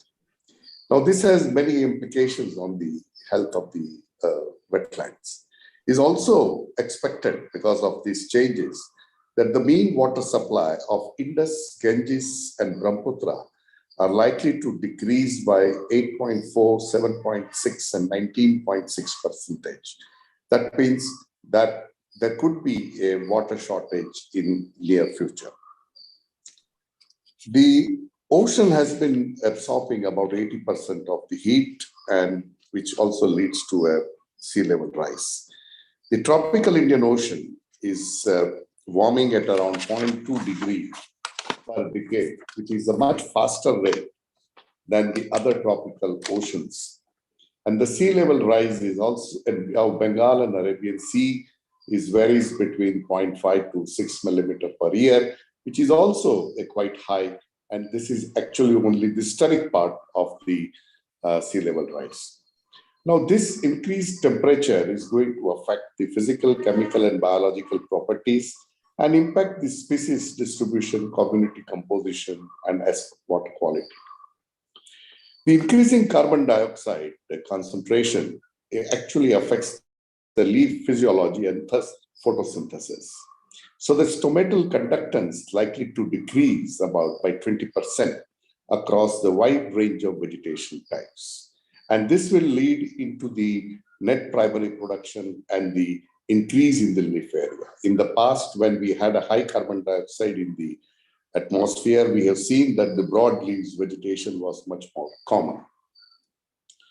Now, if we look at the aquatic ecosystem, the warming of lakes, rivers will modify the metabolism and foraging characteristics of the individual ectothermic organisms. And many lakes, which may change from net autotrophic, that is carbon sink, to net heterographic, that is carbon source. Also, at the same time, the retreat of the glaciers also likely to make a major changes into the species diversity. Now, the likely reduction about 10 to 20% in the water flows in the rivers has already led to the ingress of salt water and increased salinity level in the groundwater in deltaic regions. Apart from this, most deltas are not receiving adequate sediment supply or a water flow due to the construction of dams across the rivers, as you can see on the Kaveri Delta. In view of this, the stronger wave and tidal action will lead to increased coastal erosion. The coastal ecosystems like mangroves, seagrass, coral reefs are also an increasing risk from a sea level rise, storm surges, and ocean acidification, as well as other anthropogenic activities. The rising sea levels is already eroding the shorelines, drowning the low-lying areas, and change the configuration of the coast. What is likely to happen to the barrier islands?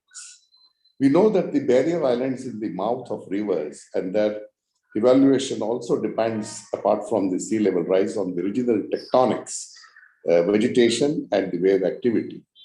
Now, if the rise is slow, it is expected that the new barrier islands will be generated. However, the rapid rise could erode them. So this we have seen on the Indian coast, both a very slow rise as well as the rapid rise. And this is, I think, is very important. And we have not been really able to model the impact of the sea level on the barrier islands. But I think this is the time now that we need to think how we can model them and what is likely to happen to the barrier islands. The loss of coastal habitats will also affect, as mentioned by Professor, the fish, shellfish will decline, and also the deltic mangroves, which we have seen because of the reduced water supply and the sea level rise, likely to give way to the more marine-loving, salt-tolerant varieties of mangroves like Avicennia, and give way to the freshwater-loving like Heritaria, which is what common in the Sundarbans. And we are likely to see a species shift or regime shift from a Heritaria to the Avicennia. And many areas it's already happening. There is also not very well understanding about how the coastal carbon accumulation, which is very critical, this will change in response to global warming. The direct impact of global warming on soil carbon is going to be very subtle. However, the simulation suggests that the net impact of the climate change will increase the carbon burial rates during the first half of the century, that is up to 2050. The information on the extent of live corals is very difficult, is limited and difficult to assess its condition. The coral reefs are likely to decline under the pressure of global warming. Incidence of coral bleaching is increasing in our seas during last 2 decades. And almost 30% of the coral reefs are severely damaged, and it has been estimated that more than half of it lost due to the warming, according to one estimate. However, there are also studies that many areas, the corals have been reproduced after the bleaching events, and soft coral, that is the reproduced acropora, which is normally first succumb to the increased temperature, has developed some resistance to bleaching. That means the reproduced acropora has more resistance to the increase in temperature, and they have been able to adapt. Now the question is, it is the corals who are adapting or the algae, which is symbiotic relationship with they have been able to adapt to the higher temperature. I think this is an area which we need to understand. We also realize that the many coral species also survive at seawater temperature much higher than the general temperature in tropics, around 28 degrees centigrade. In the Persian Gulf, we have seen that the corals survive at the seawater temperature 36 degrees. So we need an understanding that how much temperature is critical for the coral reef to survive. And we need actually to investigate the molecular mechanism that allow corals to thrive at the extreme temperatures. As we know that the corals have survived 450 million years. However, many species have become extinct and the new corals have emerged. So probably in the future, we will have a new types of corals than what we have today. The ocean acidification from the uptake of carbon dioxide by the ocean also threatens the coral, shellfish, and other living things that form their shells and skeleton from calcium carbonate. We need to record the condition of coral continuously to understand that how the changes are likely to happen. Also, the global warming is going to influence the amount of oxygen into the ocean. The occurrence of hypoxia in the Arabian Sea that indicates that this area has exceeded the ability to absorb the nutrients. And it is difficult for any life to survive in such oxygen minimum zone. However, it is recently reported that the zooplankton in such zone has adapted to such conditions, that is the low oxygen conditions. And this zooplankton use a process called anaerobic glycolysis, which allow them to use the oxygen in very small amounts while converting food into an energy. So that means the life copepods, the primary and secondary life, is also slowly adjusting to the or adapting to the new conditions. I think we need a research to see that how the reduction in oxygen is going to affect the various animals and ultimately the ecosystems. The historical data describing the various extent of habitats against which we measure the change are also very limited, especially on coral reef and seagrass. The effects of human disturbance on ecosystem have been poorly recorded. We need to carry out predictive mapping using existing climatic, limnological, oceanographic, and topographic data combined with biogeographic information where historical data are available. We also know that the current impact model have been showing very large uncertainty. So we need to improve our understanding of likely impact of climate change on the wetlands. Ultimately, in the concluding, I would like to say that we need to build effective climate services to combat and minimize the impact of the climate change. This will need a very high performance computing to simulate the various earth processes, to forecast accurately and reliability the different climatic and hazardous conditions and their impact on the wetlands. Such computer models will be able to build different scenarios to answer the questions which might happen if the carbon dioxide doubles than present, or how much area will be inundated if sea level rose by 1 meter. However, the current climate models have limitations and will need tremendous improvement to provide the valuable insight and useful prediction for the future. I'm sure that the Wetlands International will take lead in this to build such models which will help us to bring back the wetlands to their health. And we know that what likely to happen, so the appropriate mitigation actions can be taken. Thank you very much. Thank you, Dr. Nayak. I think it was indeed a very, very insightful presentation wherein you showed how coastal wetlands and coastal ecosystems in general are highly vulnerable, and also the uncertainties that we have in our current knowledge. And some of these are very important aspects of research that Wetlands International South Asia would be taking up. So it's time for questions and answer. We have Professor Costanza with us. We have Dr. Pathak. We have Dr. Nayak. The chat box is open. And Dr. Costanza, there is a question for you. So we have this immense knowledge on valuation and values of different ecosystems, including separate ecosystem services. Yet you find a behavior gap. Governments are not doing as much as they should be doing to stem wetland loss. In fact, the Global Wetlands Outlook that was published last year re-emphasizes that wetland loss continues. So there is a science action gap. And what are your recommendations to bridge this, and what do you suggest an organization like Wetlands International should be doing to stem this? That's a very good question. And I think one that we've all been asking ourselves for a long time. Why aren't we making more progress, given that we know what the problems are, and I think we know what the solutions are. And one paper we published recently was looked at thinking of this problem as an addiction. And the reason that we keep doing the wrong things is it's habitual, just like individual addicts continue to take drugs and alcohol that damage them in the long run. So the paper we published asked, can we learn anything from what works to overcome addictions at the individual level that might inform us about how to overcome these societal level addictions.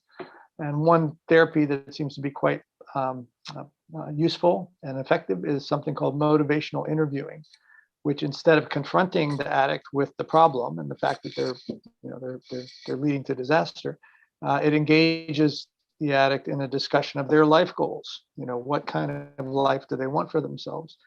And once that's been established, then you can motivate changes. If that's the kind of life you want, maybe you need to change your current behavior if you want to achieve that. The analogy, I think, at the societal level is how do we build a shared vision of the kind of world that we all want. So that's kind of been the missing element. The default vision has been, we want more GDP because we want more consumption and production, but we recognize now that that's leading us to disaster. So we have to change the vision. And I think we have to engage the entire population in that process of changing the vision. I think the SDG process is a step in the right direction, but that's really been, at the international policy level. It hasn't really engaged the general public. So I think that's what we need to do more of, is to show that there can be a better world, and to engage people in that discussion. We did a survey in Australia where we gave people 4 alternative visions for the future of the country. And one was kind of the SDG vision, one was business as usual, a couple of alternatives. Overwhelmingly, people want the SDG vision. They want lower inequality. They still want prosperity, but it's really more about security than it is about just increasing income and consumption. So they want all of the things that are embedded in that vision of the world. But we also asked them where they thought the country was headed, and the majority said toward the business as usual, increasing consumption, increasing inequality, and decreasing quality of life really for the average person. So I think that's part of the answer. What kind of therapy is it going to take to overcome this addiction, and thinking of it as in that regard, and recognizing that overcoming addictions is hard. We're sort of locked in to this system, and so any attempt at change is going to be resisted until you can really make some significant breakthroughs. The first step is recognizing that it's an addiction, recognizing that there is a problem. And so I think we are getting to that stage, at least, certainly with the climate issue. There's that growing recognition that there is a problem and it's now. But making the behavior changes is going to take something more and maybe a different approach. So I hope that helps. Thanks, Dr. Costanza. I think organizations like us have to be the de-addiction centers for the planet. Yes. Yes. The therapist. Dr. Naik, there is a question for you from some of the wetland managers. So the challenge for working on coastal wetland management is the downscalability of data. So in several instances, we have crude climate models which give signals either ways on the shifts in wetlands. So wetlands receiving more rainfall in the medium term and long term, that would mean that the area, at least in terms of area, it is likely to increase.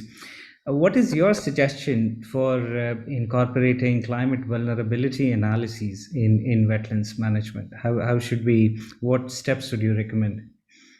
Yeah, I think the most important thing is we need to first understand what kind of change is occurring in a particular region. Because if you see that, though we know that the average changes are, the temperature increase is around 1 degree or so, but that's not enough information. We need a little bit more information that how the temperature is changing at least decadal level in a particular region, how the precipitation is changing, because accordingly it will have a difference. The second thing is some of the wetlands which receives the water through a river or the groundwater, which may come from some other region. And this region might be having different climatic conditions than the other from where the actually water is coming.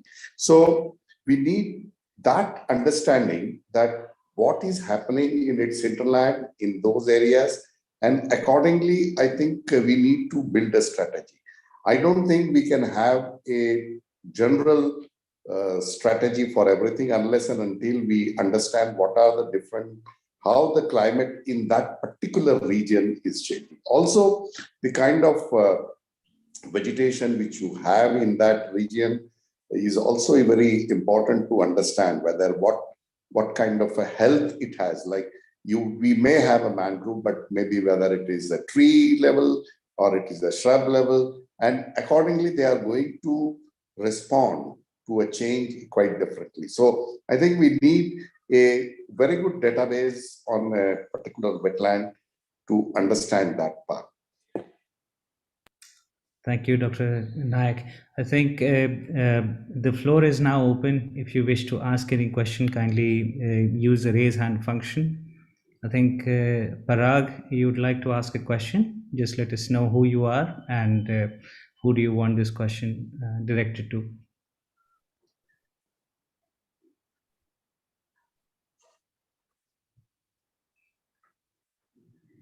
Meanwhile, anybody else has any comments, let us know. Dr. Kaul, please unmute yourselves.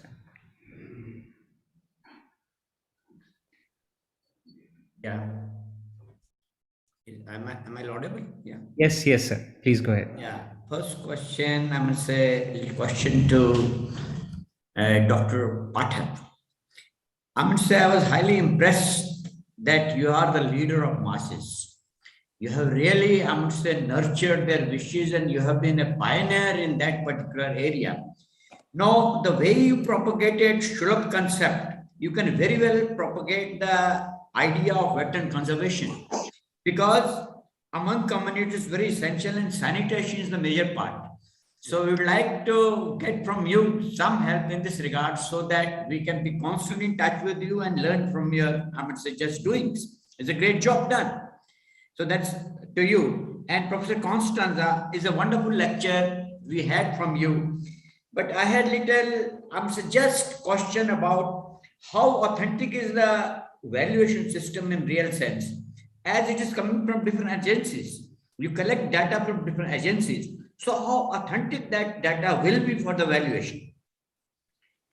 Because see, for example, in India, if we get some data, we get it from state governments, we get it from different agencies, then we just put it together in a database, and ultimately we come to some valuation. So how authentic this valuation will be for the near future?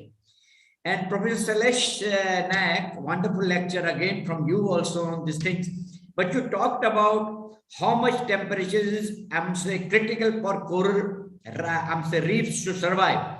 So even if we maintain the temperature, it will be very difficult to maintain the temperature in different regions where we find coral.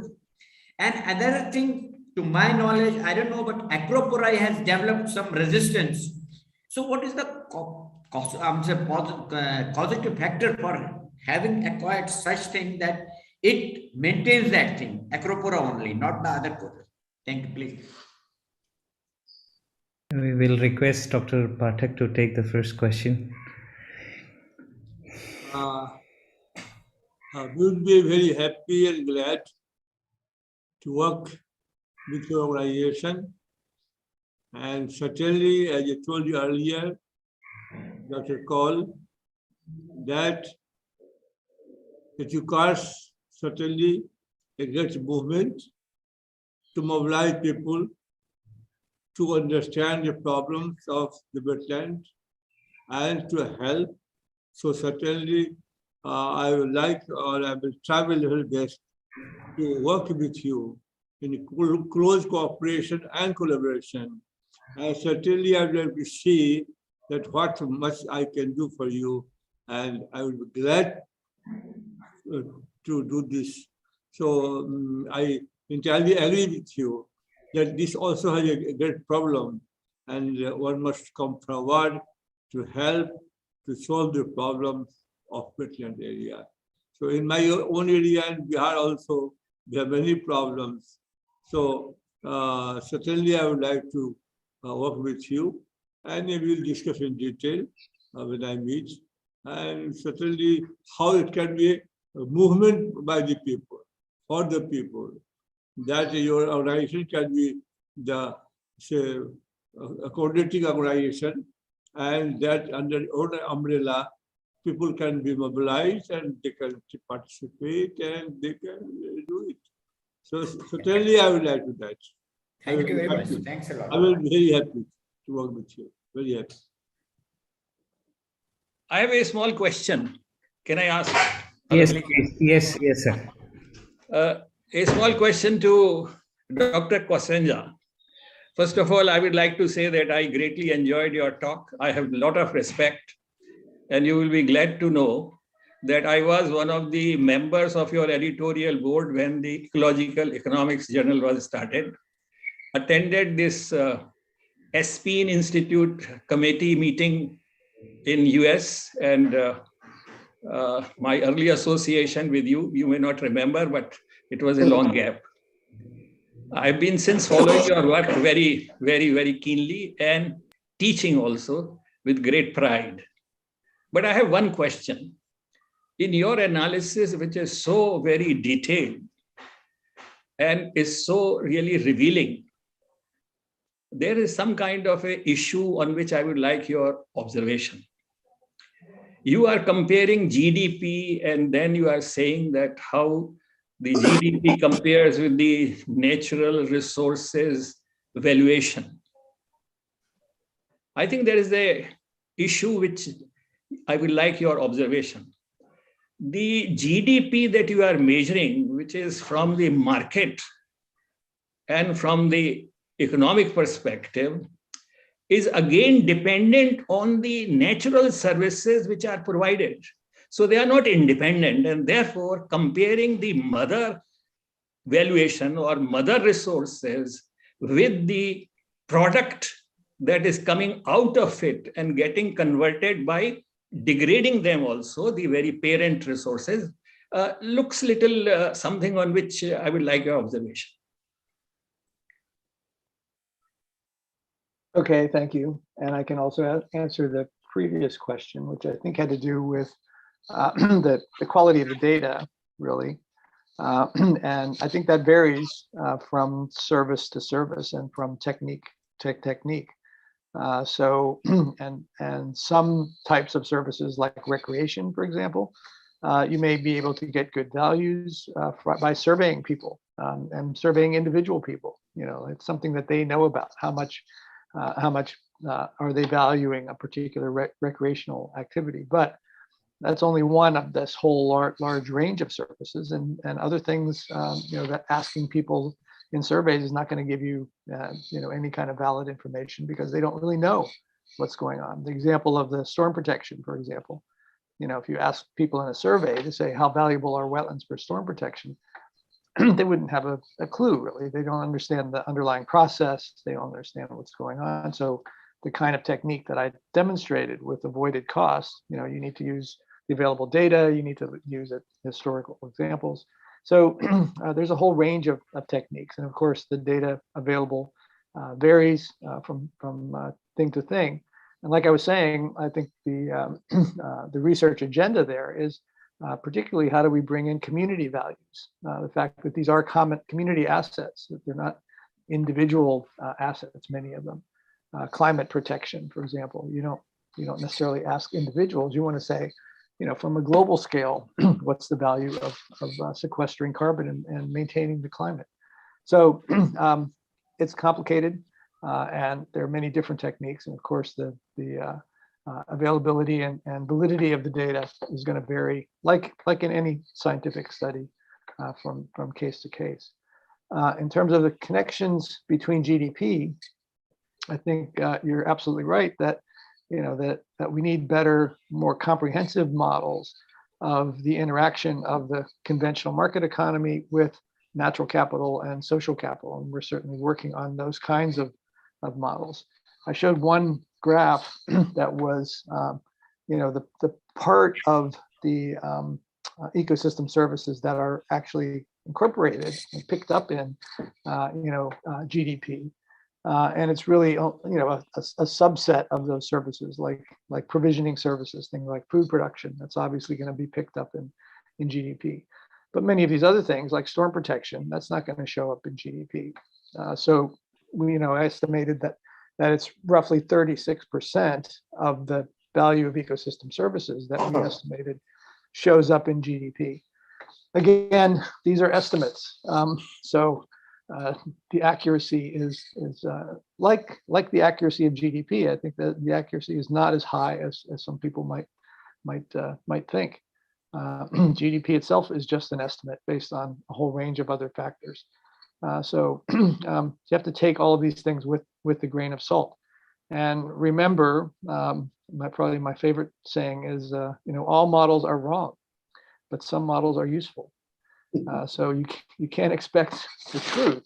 What you can expect is some utility, some usefulness. And I think our estimates of the value of ecosystem services have been very useful in terms of raising awareness, in terms of making people recognize, that these ecosystems are not just a pretty picture. This is something that we all depend on in so many ways. And I think you can say the same thing about our social capital, which we also need to recognize the value of.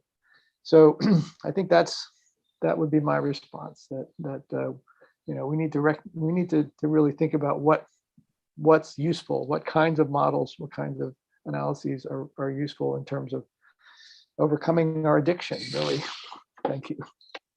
Absolutely. I think models are nothing like but steps in a ladder, so that you keep on improving and coming closer and closer to clarity and better understanding. So this is very certain that all previous models help you to improve the future models and so on. But the question is that it was 71 that the Ramsar Convention was agreed upon. It is also true that the total global geographical area of these wetlands is so small. And you know that many decades have already passed and generations have changed. And still the action on wetland is very poorly understood. At the global level, I must say that the Sustainable Development Goals do not explicitly even talk of the wetlands, while they are talking of sanitation or while they are talking life underwater. Now, wetlands are also having life above water. Let us understand that. So I think there are certain amount of less of appreciation at various levels. And you know that the climate change has exhausted all our enthusiasm and energy and has very little time and money and resource available to look into these very vital resources, which, as you rightly say, are the the edges of the two systems and the interface. And the interface is always highly reactive and active and contributes and decides the other two phases. And I think it is here that a greater emphasis in the biological, the platform for biological sciences or ecological sciences, whatever, the biodiversity has to really come out explicitly in their next meeting or in our next document, so that the governments around the world, and particularly those whose economy is largely dependent on the blue resources, really care for that. Because if we are not, then I think the protein deficiency will really blow up, and the Sustainable Development Goal 1 and 2 will not be achieved. And in fact, apart from COVID, this will become another handicap for achieving those objectives in a way that we desire. And a small question to you, I don't know whether this has an answer or you would like to respond to this. I'm not sure what the question was embedded in all of that. I think what you're saying is how do we continue to raise awareness about the value of wetlands.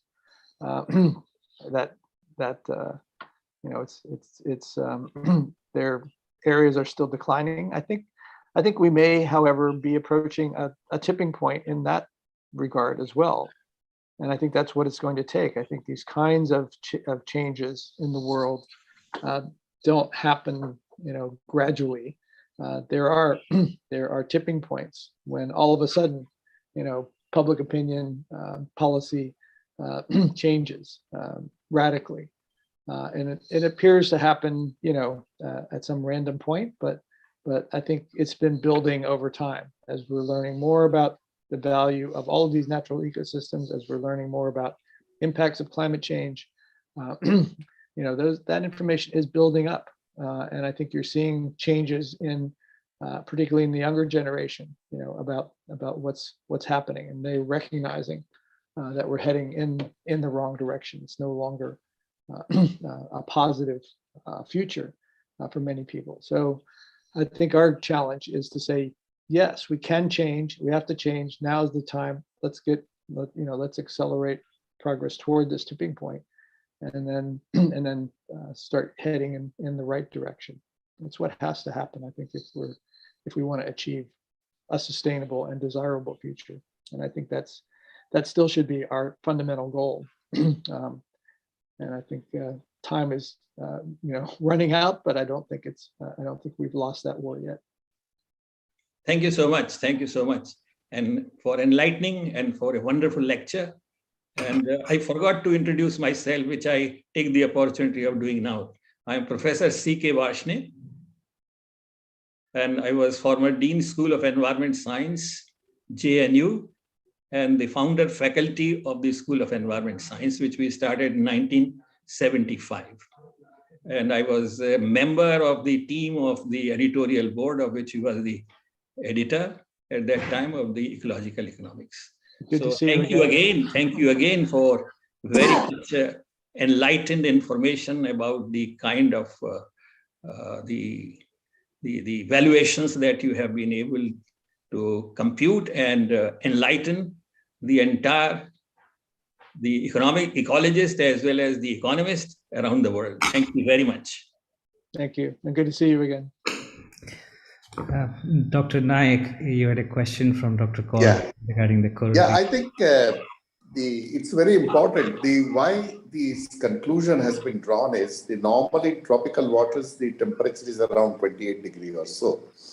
And when the bleaching occurs, what we have seen that the corals which have bleached in 1998, mostly the Acropora, which is more susceptible to the temperature. The same areas were not bleached in the 2009.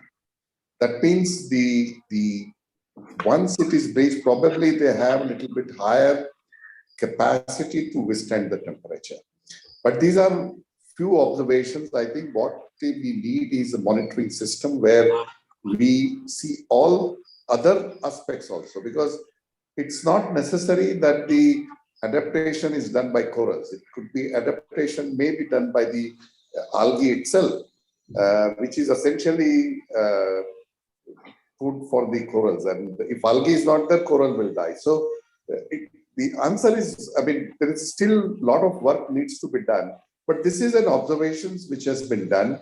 And I think we need to follow it up with much more vigorous studies on this area. Thank you so much, Dr. Naik. I think we are running over the scheduled time. With your due permission, we would like to call this very interesting, very enlightening webinar to a close. No words of thanks would be enough to thank Dr. Bindeshwar Pathak, Dr. Shailesh Naik, Professor Costanza, to have shared your precious time with Wetlands International South Asia. All of us are very, very inspired, and we really dedicate ourselves to the cause of wetlands conservation. We look forward to your continued guidance, mentorship, and support in our journey. And may you be a wetlander by heart in times to come. To all my governing body members, Dr. Kaul, President, all of you, your guidance, your support has made us see this beautiful day. Although it is a pandemic time, the times are not great, yet your presence, your guidance inspires us. And my entire team and colleague join me in thanking all of you. Thank you all, listeners, audience. I'm sure you have several burning questions. More than happy to take them over email. We'll continue this dialogue, and Wetlands International South Asia will remain available to address all questions or concerns that you may have. Thank you so much. Have a blissful evening. Happy World Wetlands Day. And let us look forward to a healthy future for our wetlands. Thank you so much for joining. Namaste.